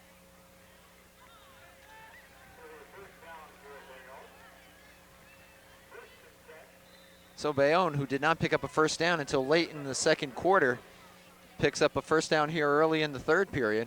And the Bears ought to do something right now about stopping Bayonne on this drive. 1st and 10, the ball at their own 43. This is Campbell on the outside. He's got plenty of room. First down. Trent finally wrestles him out of bounds. That was well executed by Lee, the quarterback. He fooled the entire East Brunswick defense. Right, that belly faked into it. And So Bayonne making some adjustments at halftime, coming out looking like a different team than what we saw in the first half. well, they're showing some of that outside speed that Coach Ahern talked about having. We didn't see much of it during the first half, but perhaps they're going to let it loose now. Another first down, 1st and 10. The ball now in East Brunswick territory at the East Brunswick 36. This is Edwards. Ooh. Watson, rather. I'm having a hard time picking up the numbers. That was Pilato on the stop, but still too many yards. Watson picks up 8, so it'll be 2nd and 2. And this is more of the Bayonne team we thought we'd see.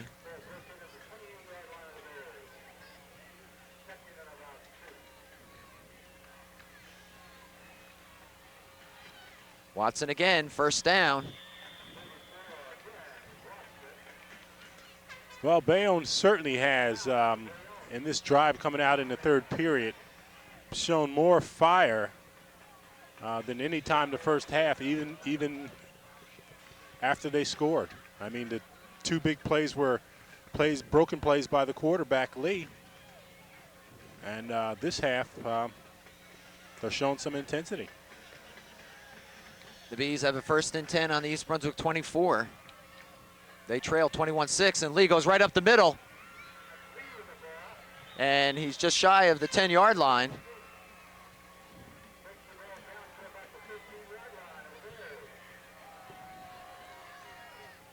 Another first down.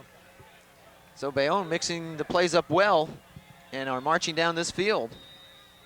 And a timeout, East Brunswick. Yeah, good one to call at that time.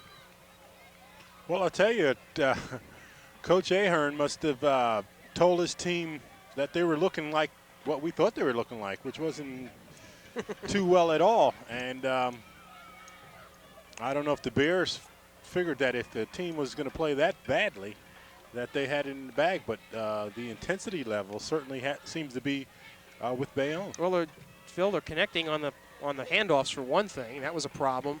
And I believe that East Brunswick started to become a little too comfortable out there.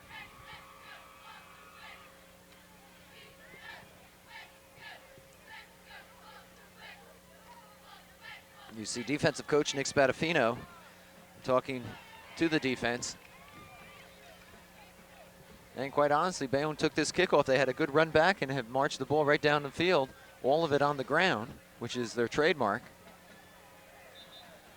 And they have a 1st and 10 on the East Brunswick 13.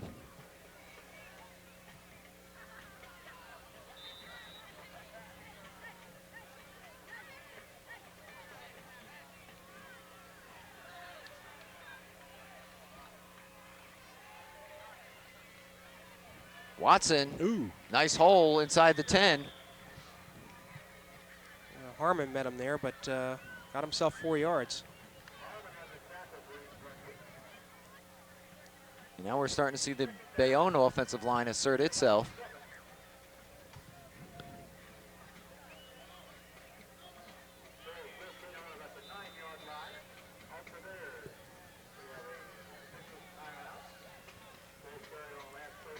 And we have a timeout on the field as Watson for Bayonne working on his equipment.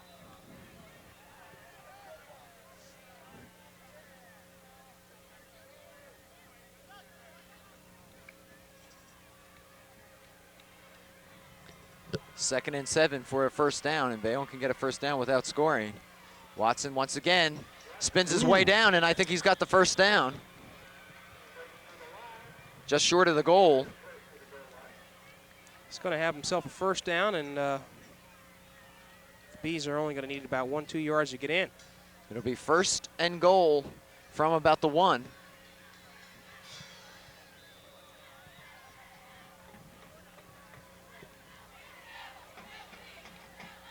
And they're just a different team this second half.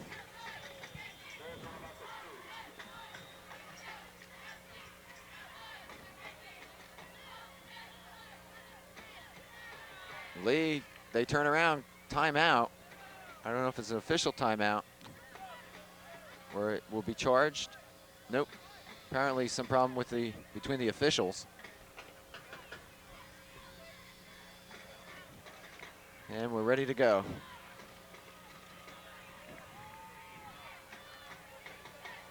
And Watson is in for the score. And that was a surge by the offensive line there that did it. Watson really didn't even have to dive. So with 7:42 to go here in the third period, the score is now East Brunswick 21, Bayonne 12. Let's see if they go for the 2 or they'll bring Bellotta in for the extra point.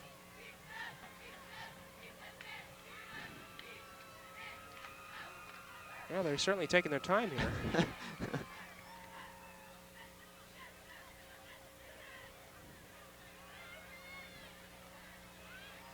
2-point try, John.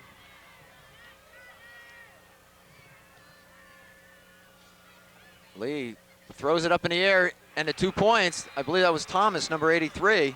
No, sorry, number 85, Bob Richardson. Well, we got a ball game. Well, give them some credit. I don't know if that score right before the end of the first half put some life into them or what, but they're a totally different team coming out, and the Bears defensively anyway look rather flat. There was nothing mystical about the way Bayonne went after that drive. There were simple handoffs, and they did go to the outside a lot more, but nothing East Brunswick hasn't handled this night, already this night. So that'll make the score 21-14. The Bears still on top. They'll get the ball back now.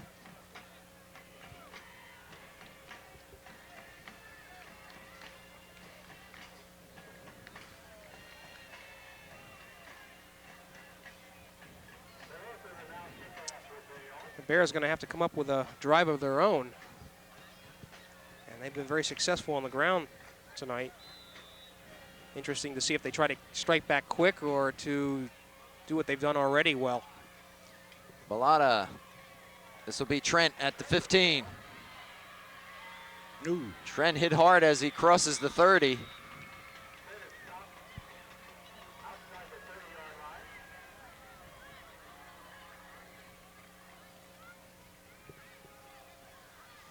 East Brunswick, 1st and 10, 7:36 to go, third period.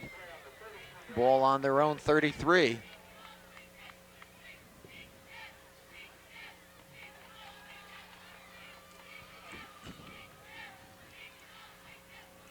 Trent to the right, Greenberg to the left. Forte looking for Greenberg, throws it into the ground. It was low. Not a good pass. Well, I'll tell you, the defense was certainly flat. The offense is going to have to pick up here. I don't think they want to give Bayonne another possession without having at least move the ball down the field. Exactly. East Brunswick needs to get momentum back. 2nd and 10. Greenberg now comes out with Trent to the right. Forte still has it. Rolls right. Fly to. Looking underneath. Great catch. And caught by Feldman. Greenberg, rather, number 80. Good concentration, huh, Phil? Super catch. First down, East Brunswick. Sent Trent deep to clear out the area, and Greenberg came underneath. Made the reception for the first down. And it was fairly good defense by the defensive player, but again, as you say, John, the concentration on Greenberg's part enabled him to catch the ball. Ball at the East Brunswick 45. Goldstein. Jitterbugs maybe for a yard.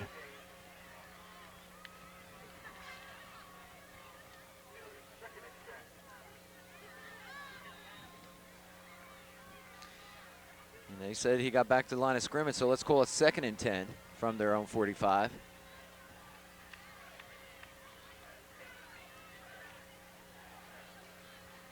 Forte looking over the middle for his tight end. He's got him. I believe it's Charleston. And I'll tell you, Brian thread the needle on there. Actually 2 and 3 defensive players there, but he was able to get the ball, zip the ball into Brett Charleston there. A pickup of 7. Let's call it 3rd and 3. Ball now in Bayonne territory. The Bayonne 46. DeVito is tripped up. He's not going to make it. And so it'll bring up a 4th down. The holes are just not there.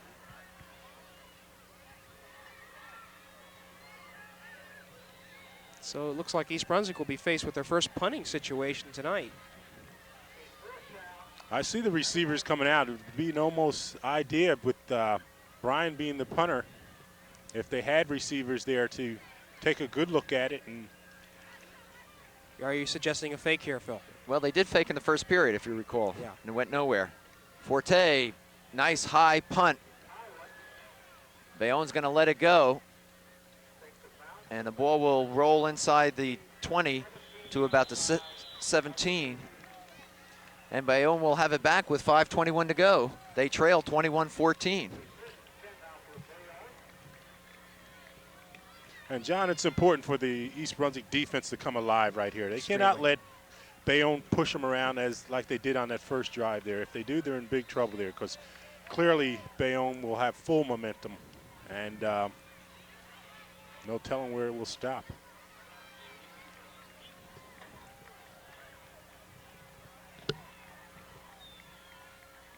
Lee calling signals. Hands off to Watson. Watson crosses the 20. Picks up 3. 2nd and 7. And it looks like Watson's going to be the main man in their offense this second half.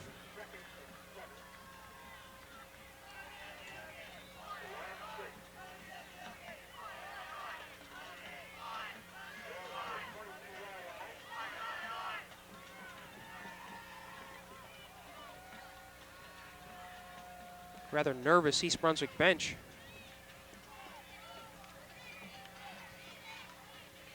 Ball on the Bayonne 22. There you go. Watson stuffed. Gang tackle there. That's right. Nothing but East Brunswick defenders there. Led by Harmon. And this is a time for the leadership to assert themselves. Mark Harmon, one of the captains.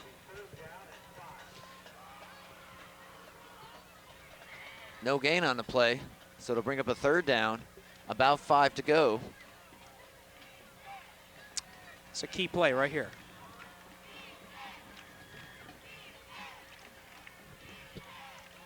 A reverse. Edwards. Ooh. And a great defensive play. Yeah, they were waiting for it. Sean Smith. And so Bayonne will be faced with a 4th down. That was a key play for the Bears. Now Bayonne is forced to punt deep in their own territory. East Brunswick should get the ball in good field position. And the Bear defense showing great discipline there, staying home, staying in lanes, and Well, they saw that play before. right. Trent and Harmon back. Bellotta in to do the punting.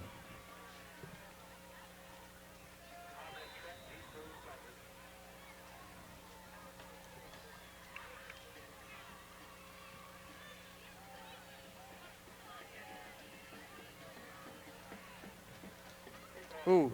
And again, the ball will go out of bounds around midfield. So East Brunswick will have excellent field position.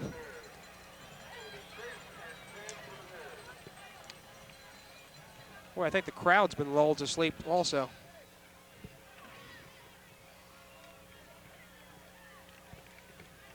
Ball will be spotted at the East Brunswick 49. 3:10 to go, third period. So it'll be a good opportunity for some excitement.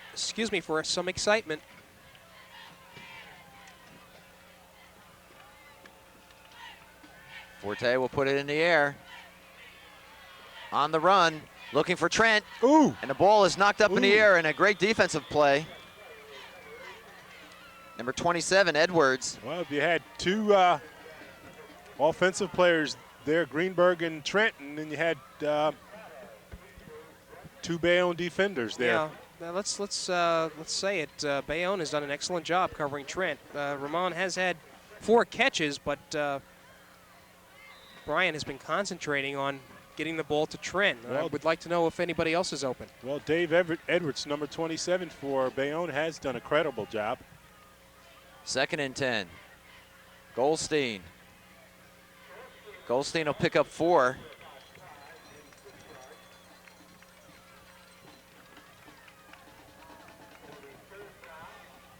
Let's give Goldstein about 5 yards, call it 3rd and 5. Ball moved into Bayonne territory, just shy of the Bayonne 45.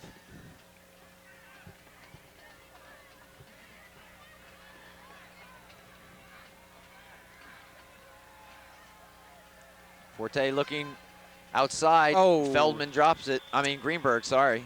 We got a flag. Roughing the passer, I believe. If it is, boy, that's a costly penalty for Bayonne.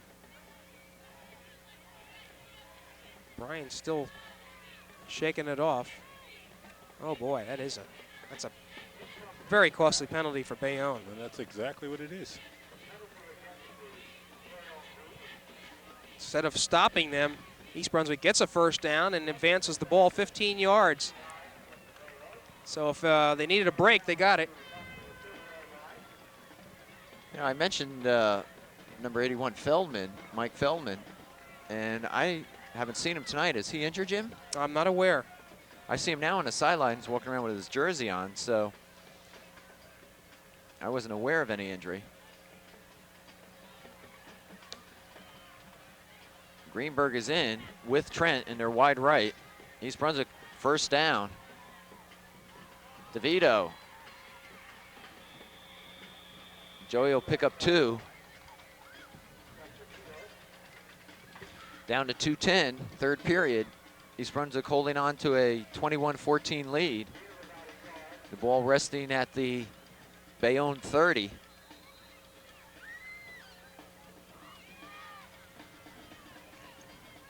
Bayonne player number 60 was injured on that one.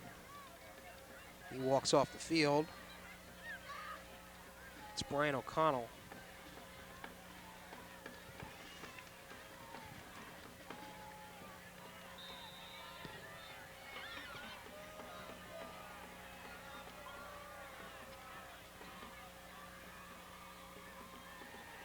Forte looking to put it in the air. He does. DeVito's open. Nice move by Joey. Ooh. Vito just short of the 15-yard line. Gets his first, John. Nice play. Greenberg and Trent clearing out, and Joey DeVito coming underneath, and Brian Forte hitting them. Joey picking up good yardage for first down. Bears on the move following that penalty. Ball marked at the Bayonne 17, 1st and 10. Forte still has it. Gonna turn the corner, flips in the corner for Trent. He's got a touchdown, but a flag. I think he's past the line of scrimmage. And that's the call, John. So we're gonna bring that one back. And I tell you, that's really unfortunate. As you saw, Brian turn that corner. Brian could have run that ball in himself. I don't believe anyone could have stopped him if he wished to turn on the burners, but he saw Trent break open and dropped it there nicely. Well, it was a matter of the defender for Bayonne committing, because he also saw that Forte was past the line of scrimmage. So I believe there's a loss. Is there a loss of down on that one? Yes. They're refusing this now. Okay. Must have been a couple penalties.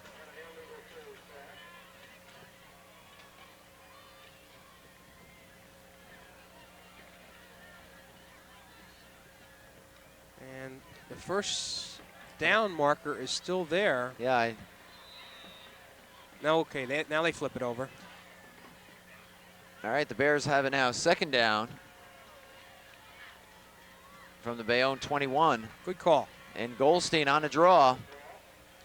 And another flag. I think we're going to have a late hit. Oh, boy.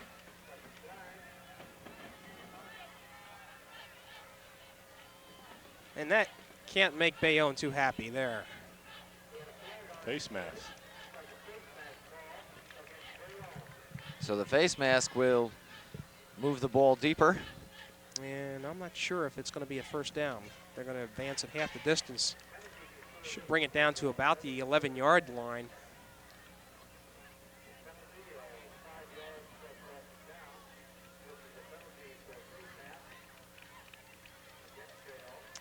It is a face mask call against Bayonne.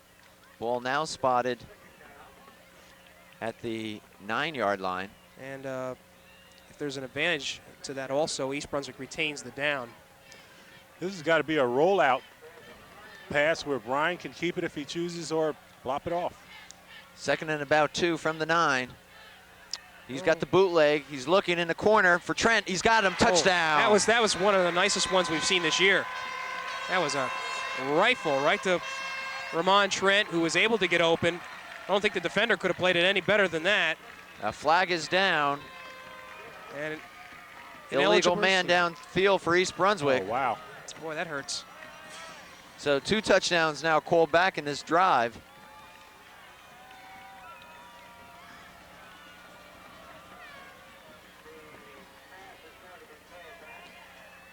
So that will also be a penalty and loss of down. And a Bayonne player is down on the ground in the corner there. It's 27. That's Dave Edwards. And that's the defender that's been on Ramon Trent all game.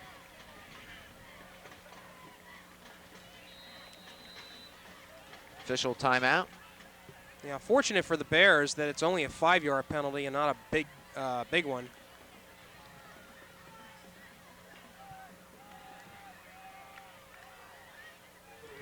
Boy, a lot of different things happening in this drive. Well, the ball will be spotted at the Bayonne 13. It'll be second down still and about 6 yards to go for the first down.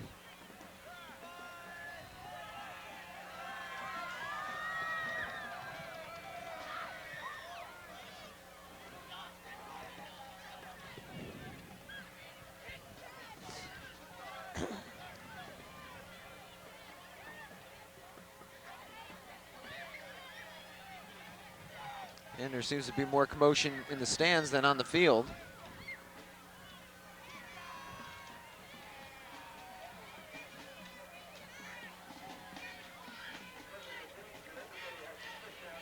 And it looks like Edwards is suffering from leg cramps.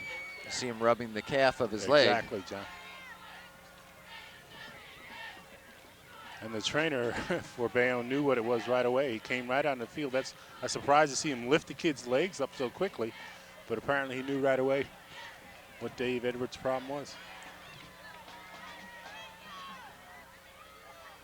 You know, Phil, you mentioned something at the start of the game, or actually during the pregame, and you mentioned that head coach Don Ahern has been the head coach here for 28 years. 28 years he's been at Bayonne, 22 as head coach, and he's just a regular down-to-earth guy, and looks like he would rather be doing nothing else but coaching for Bayonne.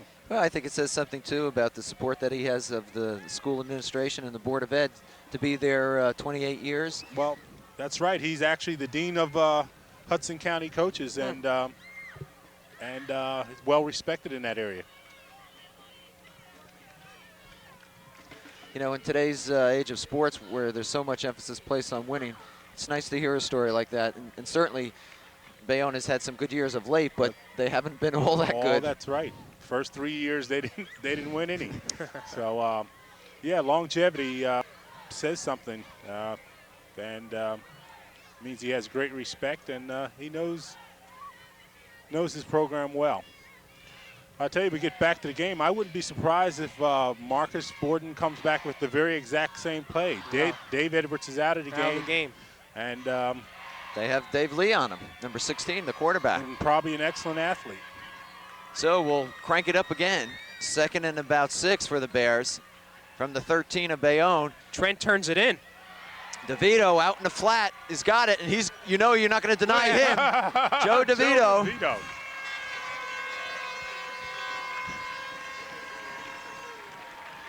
And all sorts of things that I had said happened during that drive, but the two crucial ones being major penalties on the part of Bayonne, one a face roughing the passer, and then a face mask, which kept the drive alive. And finally, Forte connects. And the Bears did come back with that same play, and Forte just picked out a different receiver this time. DeVito coming underneath the coverage, takes the pass from Forte and bulls his way into the end zone to make it 27-14 with 56 seconds to go here in the 3rd period.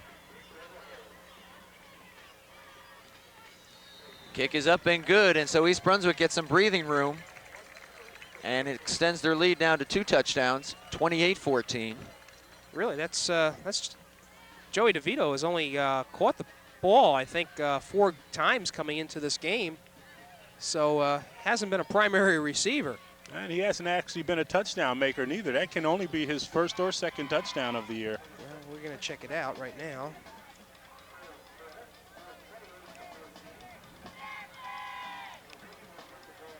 Well, according to this, DeVito had not scored. That's right. Rushing. Let's check on passing.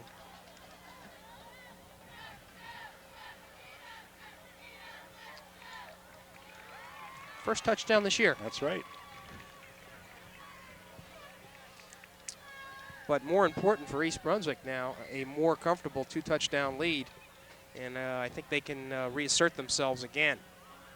But you have to compliment Bayonne for helping that drive.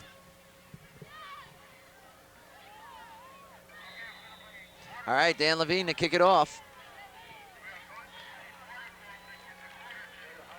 Thomas in the middle there at the 5. I'm sorry, Edwards. I'm going to get these guys right before the end of the night. Goldstein makes the tackle.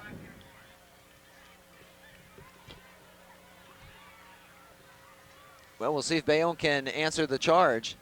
Well, I can't say enough about the effort of Joe DeVito tonight. He's really, I mean, we were concerned that he wasn't even going to play tonight. Well, you pointed out early on, he looked like he had some extra incentive for some reason. He was really charged up, and he, on that last play, their 2nd, 3rd, and 4th effort. Well, he's been playing in pain pretty much the entire season. The ankle has not been strong. Bayonne 1st and 10. On that belly series, Lee still has it, and he's going to wish he didn't, as he's dropped for about a 4-yard loss. Well, they do that belly, they fake it in there and then come out, but Lee, even though he's shown some speed, when he keeps the ball going straight up, he doesn't look terribly quick when he's rolling out to the sideline.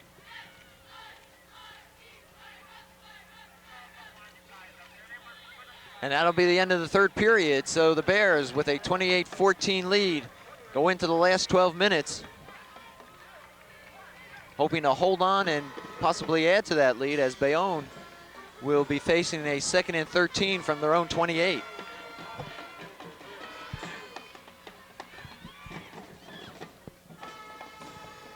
So as we mentioned before, John, East Brunswick will conclude the regular season with a home game next Saturday against Woodbridge. They do not have a Thanksgiving game, as some of the other schools do in the area. And then they're going to take a week off. Now again, this is all dependent on whether Franklin and Madison defeat Hunterdon Central and J.P. Stevens respectively. The other teams that are in the playoff picture include Ocean Township, I believe, but they too are not in a position of having enough power points. So the Bears, even though they have 2 losses, are going to get the 4th seed. And they're going to have to play Madison Central. one more time. And I don't know. The Spartans are extremely strong, as we have seen. But maybe there's something to say about having played a team already. Maybe there's something that I'd like to pick up on that after this play. Well, let's go back, and that's Edwards in motion as Lee, quick pitch to Watson, flag thrown. Watson has some blockers in front of him. Harmon makes the tackle. We'll see what the flag's all about. But Jim, I call your attention to last year where East Brunswick beat Madison Central during the regular season and lost in the playoffs. Exactly. So anything can happen. Well, the thing that I think of is 1984 when the Bears played a very, very good game against J.P. Stevens, and then Stevens came back to upset East Brunswick in the Central Jersey Group 4 final. So there is a history of that kind of turnaround. Exactly, but there's no doubt about it that the East Brunswick will they're going to have to go back to school and reevaluate their game plan for Madison Central. Phil's got an amusing look on his face here it's like, as we're talking about all this. It's just not, when you think about it, you win and you get Madison Central. Some prize. The point is, I think the East Brunswick players have to feel that they can play better. Yeah. They can play better. Madison Central was awesome, but by no means was East Brunswick as poor as they looked that day. And I think they'd like to get back on the field and show that we can play a lot better, and whether they win or not, they certainly can play better. That's what they would like to do. They want the opportunity. There were actually two flags, or two penalties on the play. East Brunswick took the clipping penalty, which moves Bayonne back. It'll be 1st and 25 from their own 17. Boy, there's another one. They're sort of self-destructing here in this third, and now it's the fourth quarter. But that was a first down on that running play. So they lost that, 15 yards, and another 5 here for jumping offside. So they're down to their own 12-yard line, facing a 2nd and 30 now.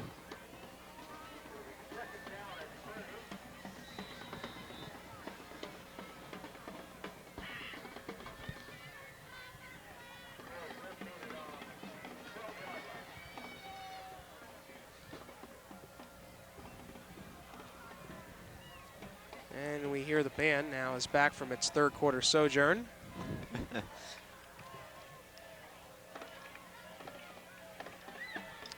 Some more movement. This is unreal. Yeah, and quite frankly, it has to go against Bayonne because the East Brunswick player didn't jump offside. There was movement. I believe the right tackle jumped. And that'll move him back now. And well, we have to go half the distance. Half the distance at this point. I do want to point out that next week's game against Woodbridge is a Saturday afternoon game, one of the few afternoon games that are on the schedule. Well, for Bayonne, Dave Edwards, number 27, you know he's going to be covered, so you got to believe that they're going to come to their tight end, Rob Richardson, and hope that he can pick up some yards. Let's see. Well, it's 2nd and 35 from their own 6. I don't know what play you have in the playbook for this. But Lee's going to put it up in the air, and he does go over the middle. And he hits Edwards. Rulo on the tackle. That's Rodney Edwards, number 20.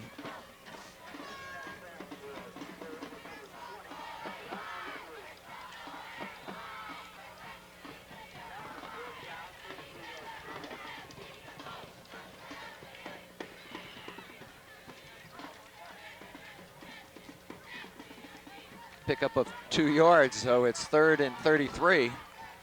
Ball now at the Bayonne 10.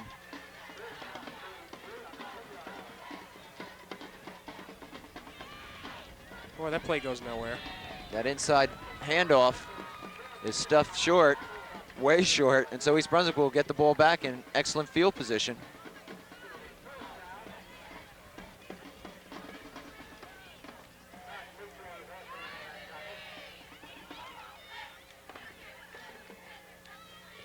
Brian Forte's passing statistics in the second half much improved.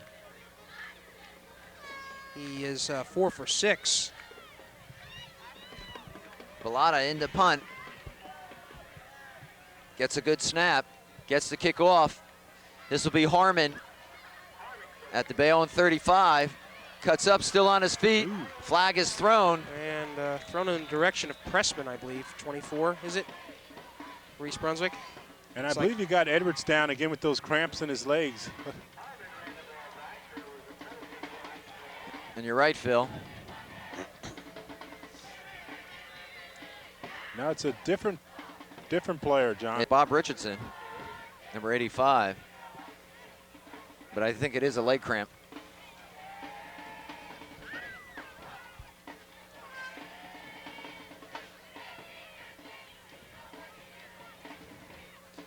And you see the trainer for Bayonne, and he is Bethany Chappell, rubbing that calf. Well, a nice return by Mark Harmon, negated by the clipping penalty. East Brunswick still will have good position, though. They'll be in Bayonne territory with 9:31 to go and a 28-14 lead. Mark Harmon playing a nice game tonight. See him down there on the sidelines with the headband, walking towards the middle of the field. As we had mentioned, a real nice story. Had undergone major knee surgery. Kind of doubted, I sort of doubted that he was going to be able to come back this year. I don't think anybody thought he would, really. Yeah. I understand that Mark has the name of his idol on his headband, that being Phil Hill. You're funny. I tell you, as you see the Bayonne player go off with the cramps, we've seen an awful lot of that, and you got to wonder whether they're getting salt tablets, even though it's not a particularly, certainly isn't hot out or anything, but unusual to see so many players going down with leg cramps, John. All right, East Brunswick, 1st and 10 from the Bayonne 47. Brian with already 2 touchdown passes this evening. Goldstein. Nice cut. To the outside, Dave Goldstein can go. One player still on his feet. Goldstein, touchdown. Yes, great run. 48-yard touchdown run.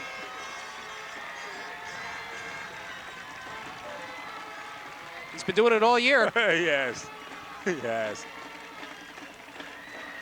2 nice moves. One to spring him from the inside there, and then another one, and he simply just outran the secondary for Bayonne. Actually, he was hit as soon as he came through the line, was able to shake one tackler, and then he was on his own. They're trying to grab pieces of him, but there's nothing really to grab for him, and they're grabbing for air, and he's just making move on top of move. East Brunswick breaking it open here. Levine to look at or try to bring to the scoreboard the 35th point.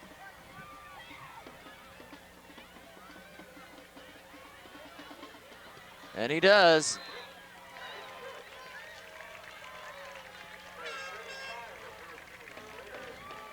So with 9:05 to go, 35-14 East Brunswick. Yeah, glad to see that the Bears were able to shake off the early second half doldrums and notch 2 scores here to widen their margin.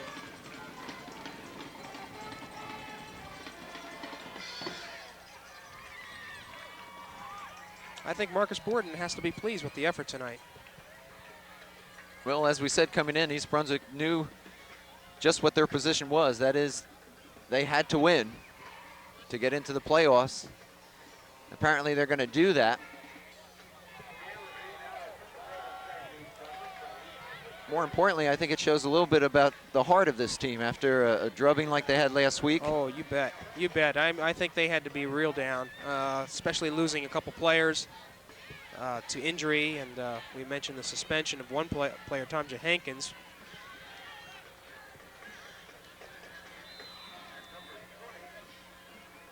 And here we go. Edwards goes into the end zone. That's it. He can't bring it out. And Dan Levine puts one in. He had been doing that early in the season when the weather was warmer, but of late, he hadn't been getting the entire foot. This time he does it.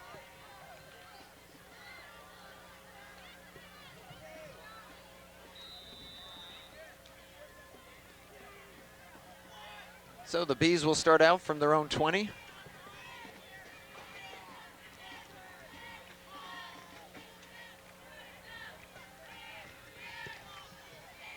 Well, it's apparent the Bees make no honey tonight, John.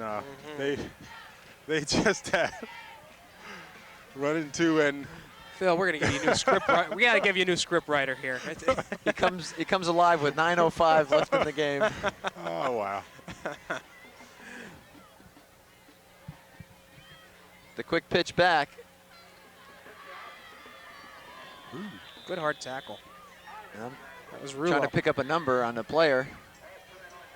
And that was Edwards, number 20, And on the carry. And Harmon and Rulo in on the tackle there. Yep.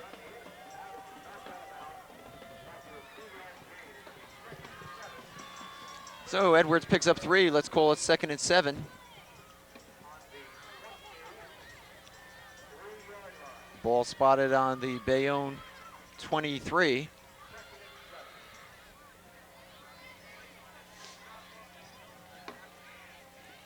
Lee looking. He's going to run with it. And he's got the first down. A couple players down for East Brunswick. Sean Smith getting up slowly. Mark Harmon as well. Harmon has to have at least a dozen tackles. He's been in it all evening.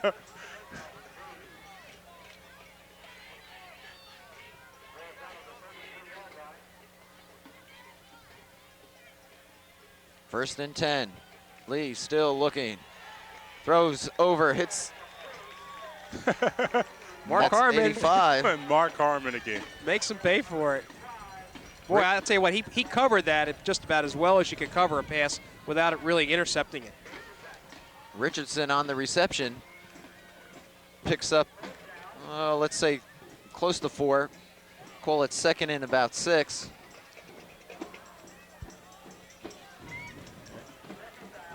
Ball at the Bayonne 36.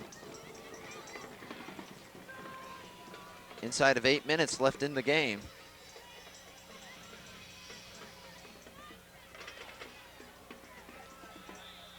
And East Brunswick jumps offside, rather. I was wondering when we were going to see one of them. Oh. We've gone about 2-3 plays without a flag. Mike Hack a little anxious.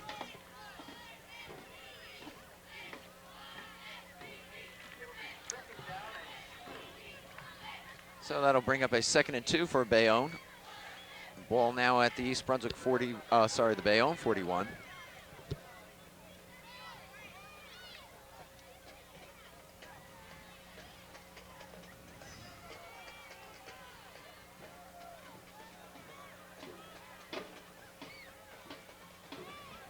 Lee hits his man, that's Richardson. First down.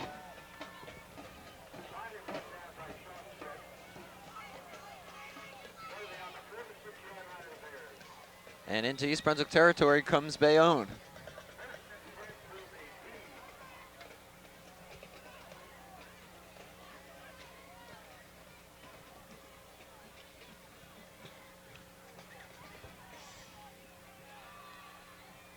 Ball spotted at the East Brunswick 46. That's Edwards. Gets outside. He's got the speed. Pilato can't trip him up. Trent's the last one. Ooh. And Trent takes him down at about the 2-yard line. Fine run by the young man, Rodney Edwards, number 20.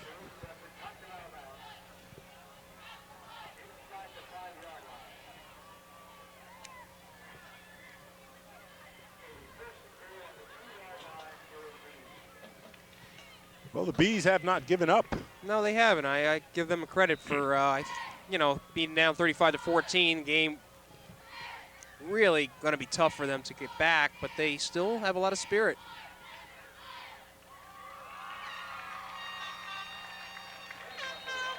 There you are, 2-yard run. There's your touchdown. 24, I believe, for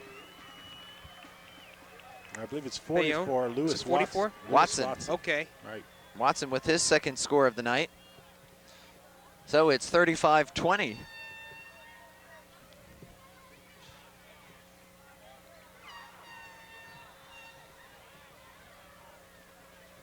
.647 remaining in the game.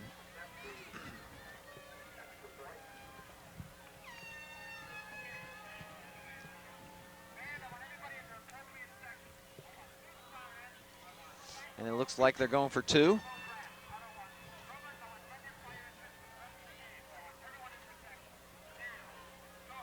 Lee on a bootleg, puts it up in the end zone, and it's caught for a 2-point conversion. Nice catch. That was Richardson. Bob Richardson. So it's 35-22.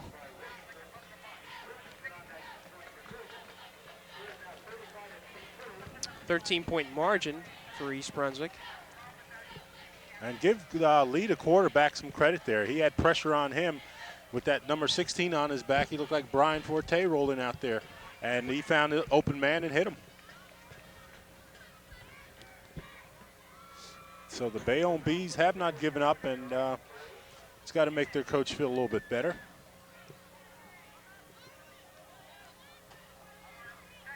Jim, I would imagine this is a home and away series, and that East Brunswick next year would be traveling to Bayonne. Generally, these types of situations are. However, I'm not sure about this one, though. I'll have to check that out.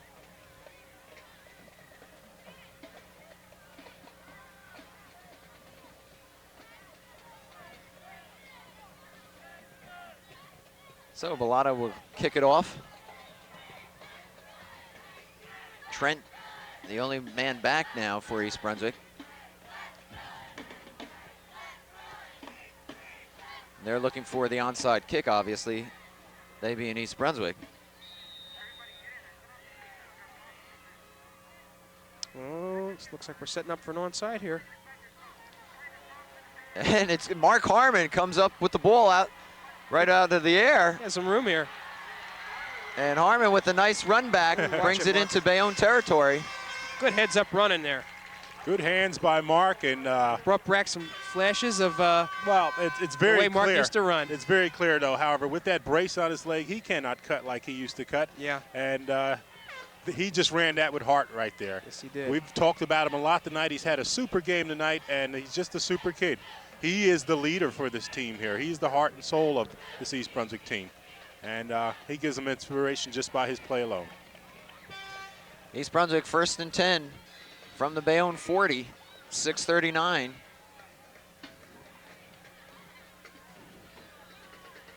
Forte's gonna put it in the air to Trent. Trent gets it, does a little spin, and then finally steps out of bounds.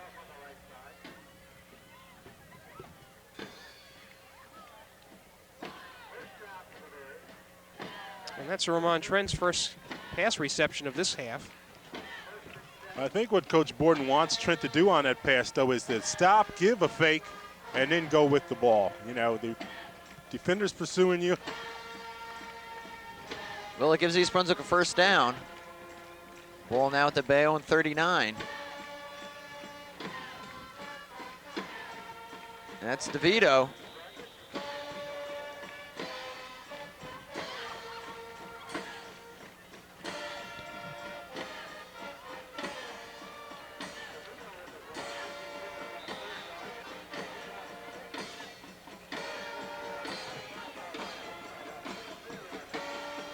Vito picks up 4. Let's call it 2nd and 6.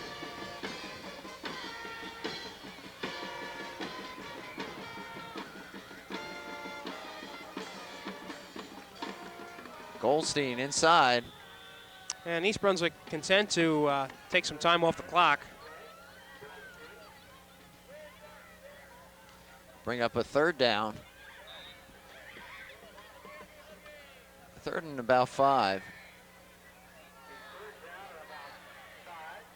Ball marked at the Bayonne 23. And you can look to the left corner of the end zone here. You got to believe he's going to go to Trent there. Short drop, pumps.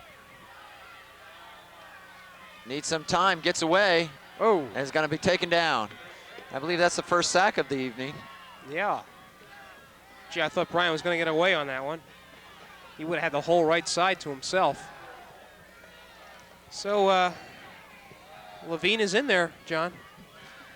All right. This will be a little more in his range, probably about a 45-yarder. He's already made one this year. Against from Perth that Amboy. distance. Goldstein, by the way, has about 155 yards rushing this evening. Nice evening's work. Almost typical. All right, Dan Levine. The ball will be spotted at the 35. This will be a 45-yard attempt. The kick is up. That's got some length on it. Yes. And good. Hey, All right. hey, hey, hey. Yeah. Danny Levine. I'll tell you what, that had some good distance. That could have gone further. Well, I said it earlier, I feel he's probably the all-state kicker for New Jersey. There's a kid at Keeper that had a super year last year and seems to be doing fine this year, but I believe nobody has been as consistent as Danny Levine. Consistent or hit for that type of distance. Two 45-yard field goals this year for Levine. And he also has a 29-yarder tonight. So let's add up the scoring for him. 6 points. East Brunswick scoring 1, 2, 3, 4 more touchdowns. So Dan Levine has 10 points tonight. He's also put East Brunswick up now 38-22. Starting to run out of room here. That's giving scoring. And Levine kicks it. And that will be it. So credit Levine with another kick into the end zone, even though it was hit on about the 2. Sakato fielding the ball, but going into the end zone, and he's prevented from running it out. So Bayonne starts again from their own 20 with 4:24 to go in the game. And Danny Levine has 45 points this year already, and I don't know when the last time. A kicker had that many points That's for the right. Bears? That's right. Boy, I wish we had that one.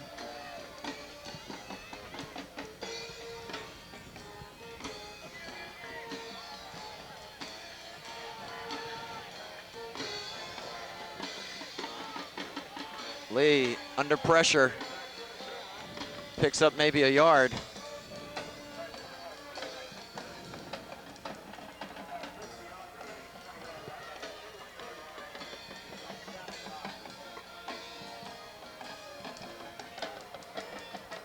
It'll be 2nd and 9 from their own 21 for Bayonne.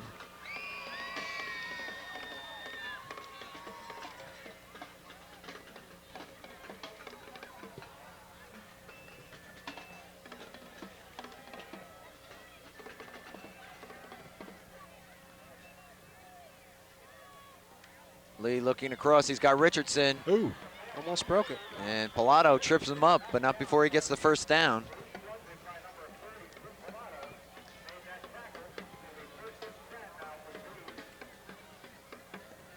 Richardson pretty much receiving single coverage.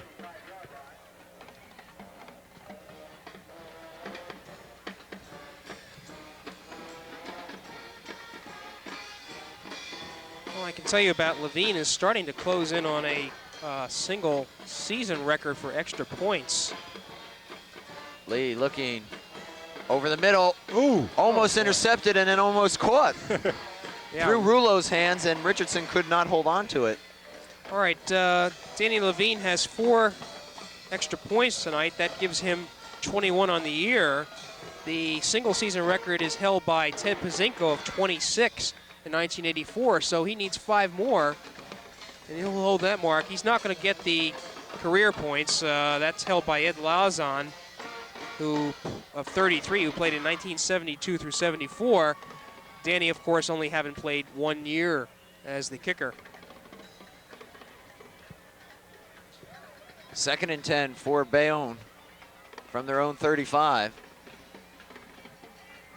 Lee throwing deep for Richardson. Richardson steps in, makes the catch. Great catch. Ball was underthrown and a good comeback. Boy, this Bayonne team does not give up. No, Ramon Trent out there on the coverage and was covering his man deep, turned his back, and the ball came short, and Richardson made a fine catch.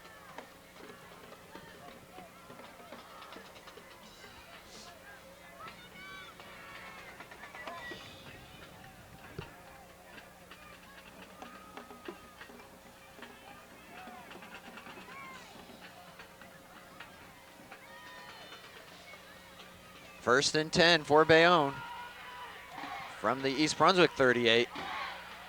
Flag down. There was movement on the line. Oh, boy. Nice pass by Lee. Just unable to pull it in is Edwards. But there was movement, and that's going to move Bayonne back 5.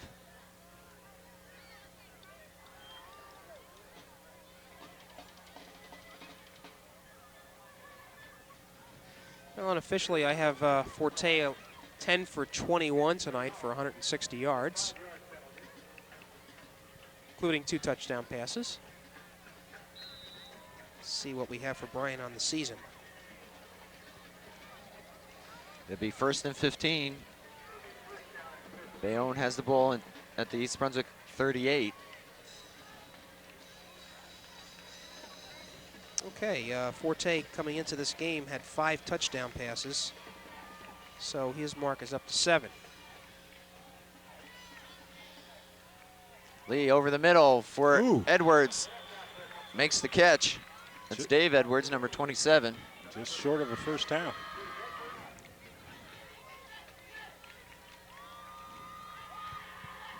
Bring up third and about 3. It was I'm Mike- sorry, second. Yeah, Mike Pilato on the tackle. We had mentioned that his name was Tom.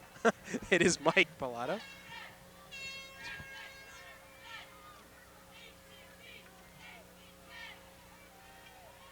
Boy, Lee Bayonne- again over the middle and intercepted. And Pilato gets his revenge. There you go. They've been picking on him the last few series. Yeah, Bayonne simply flooding the secondary with receivers. Mike Pilato, a sophomore, number 42, comes up with the interception. I believe it's his first this year. So with 2:03 left in the game, East Brunswick will take over.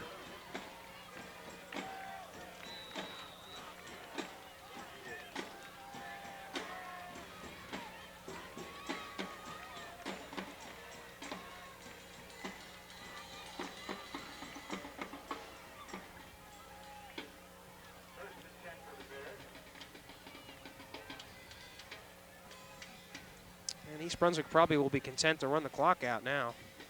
And Goldstein, Oh, dear.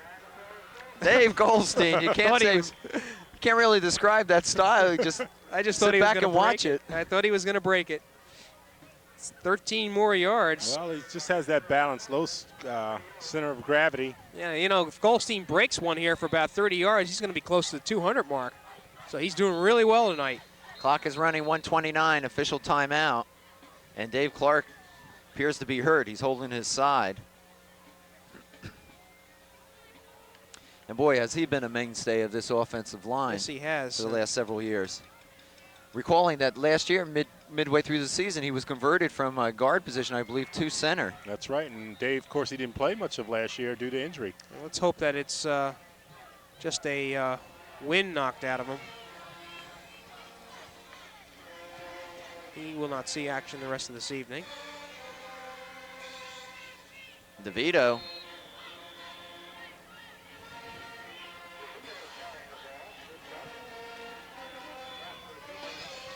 I've been noticing Joey's wearing one white shoe and one black shoe. And Well, I've got to think Phil Hostler has set him up with some sort of protection for that ankle. That's it. Bayonne calls timeout. They're hoping to get the ball back in. 1:02 left. Of course, John, I played with some players where they did that, but that was the let them know which was the right and which was the left. You know, so.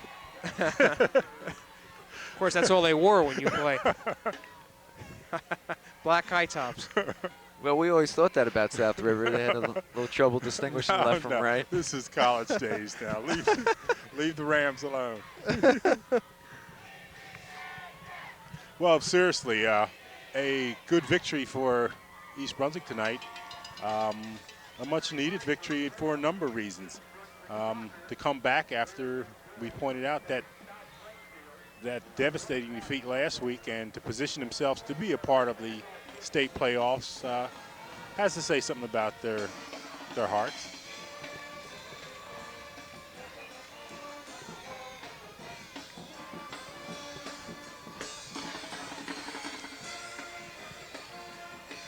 All right, the Bears come out 2nd and 7 on their own 29.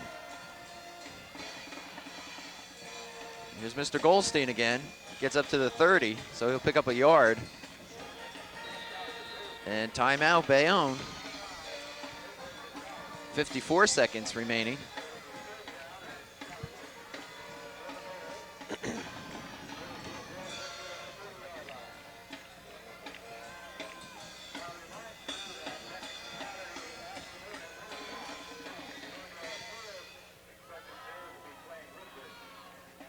Well, DeVito comes out.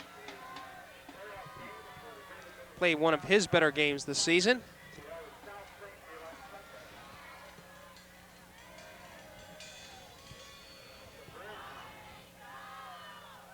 John, I believe the boys gymnastics team is preparing to go to for its 3rd consecutive team championship.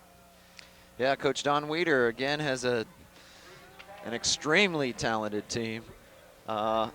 And you know, we talk about football, and obviously it's a big sport in the fall, but when you look at that boys gymnastic team, and the girls are undefeated. Yes, they are. So They are the class of New Jersey. we can't ignore either one of those teams by any means. Goldstein picks up 3 more yards, but he's going to be short of the 1st down, and I'll bring up a 4th down, and the final timeout for Bayonne is taken with 46 seconds. So East Brunswick will be punting, and I'm sure that Bayonne will be throwing everything but the kitchen sink at Forte, trying to block this.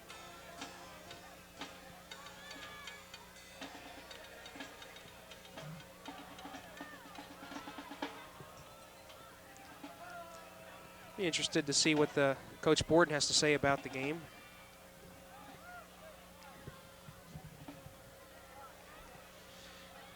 Jimmy, I'm just going down the roster and looking at East Brunswick, they have 25 seniors on this team. Yes, they do.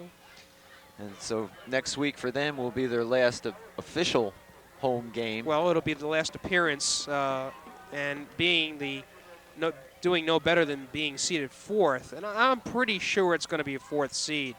I don't see whereas they could score any higher than Manalapan or Middletown, which are the likely second and third teams. However, if one of those teams loses, then you're in a situation where the Bears may be able to move up. So extremely unlikely. But if that happens, then East Brunswick possibly could find themselves with a home field berth. I don't know. All right, Forte back in punt formation. 46 seconds remaining on the clock. 4th and about 3 for East Brunswick. And he gets it off. It's a nice kick. Edwards is going to let it roll, and that was a mistake. And that ball's going to go Boy, what a kick. to about the 4-yard line. What a kick. Well, it certainly doesn't hurt his average. And you know, Phil, you look at it, all those timeouts that Bayonne called, hoping to get the ball back with some field position, just went out the window. That's a 68-yard kick. So with 35 seconds left, Bayonne will be moving. They're going to spot it on the 5. They need to go 95 yards and get the ball back again. They trail 38-22. Phil, last week you alluded to Brian Forte as a Division I punter.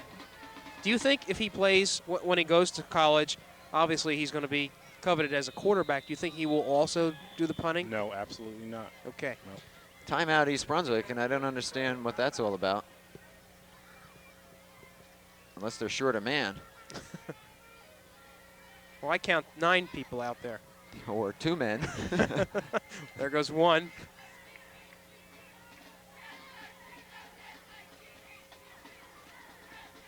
That frequently happens towards the end of the game when you're substituting.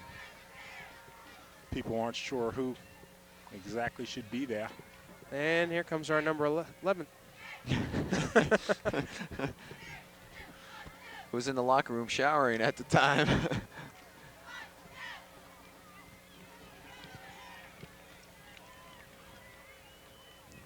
So it's been a great homecoming for the Bears.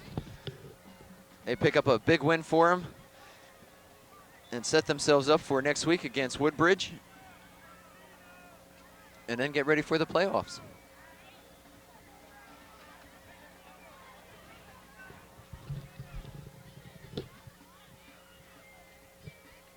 This ought to be the last play unless it's a incomplete pass. All right, Lee will drop back in his own end zone. We have 2 safeties already in the game. He does get out and escapes that. Harmon tracking him down and pushes him out of bounds with 25 seconds.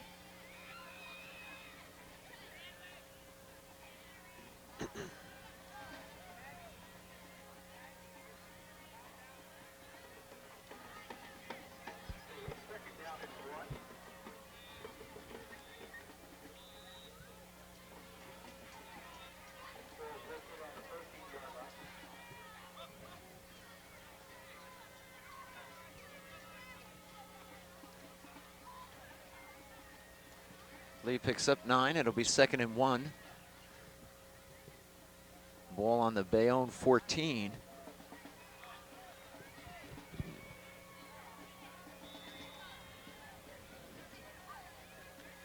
And this could be a rather long 25 seconds. Yeah, I was premature to say that this is the last play.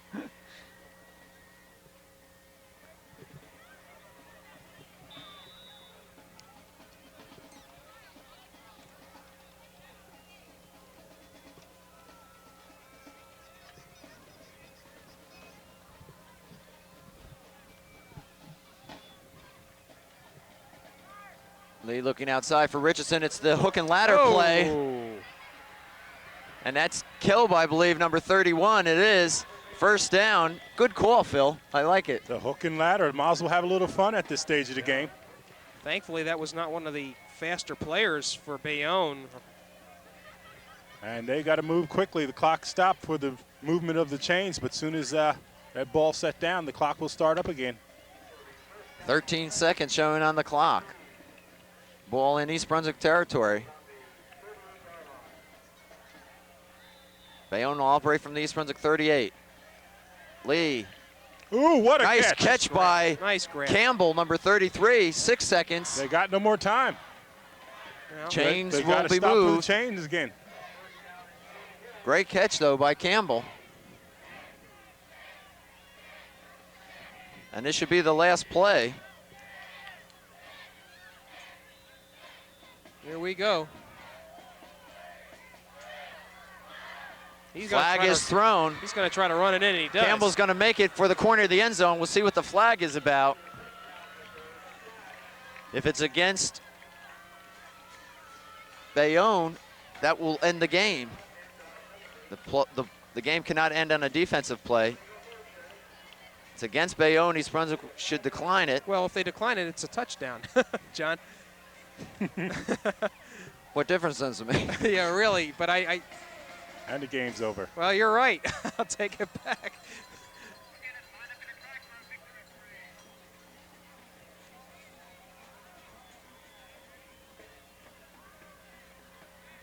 Well, I think what's going to happen is East Brunswick's going to accept the penalty, move the ball back 5, and That'll be it.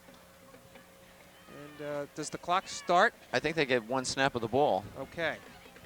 So the Bees get a chance to buzz one more time.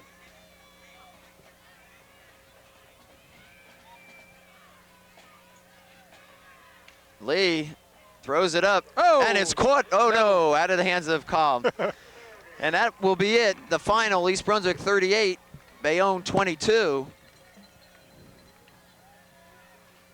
And the Bears take a large step forward in qualifying for the NJSA championships.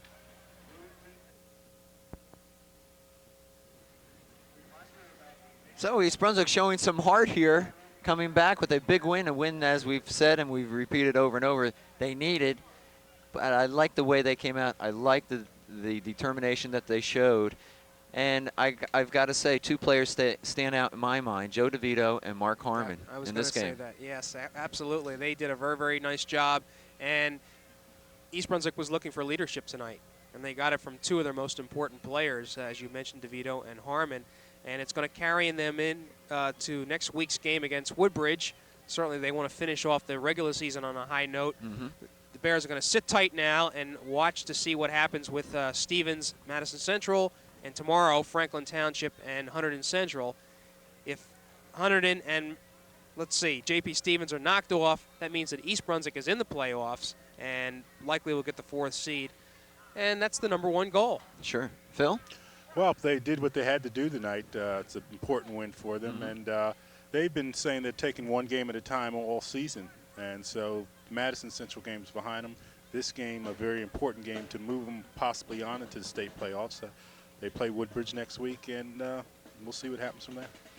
Okay, again, the final from J. Doyle Field is East Brunswick 38, Bayonne 22. Next week, it'll be Woodbridge here, home, a 1 o'clock game, an afternoon game on Saturday, and we'll be here to bring you the action. So for Jim Allinder and Phil Hill, I'm John Meggiolaro saying goodnight, and thanks for being with us.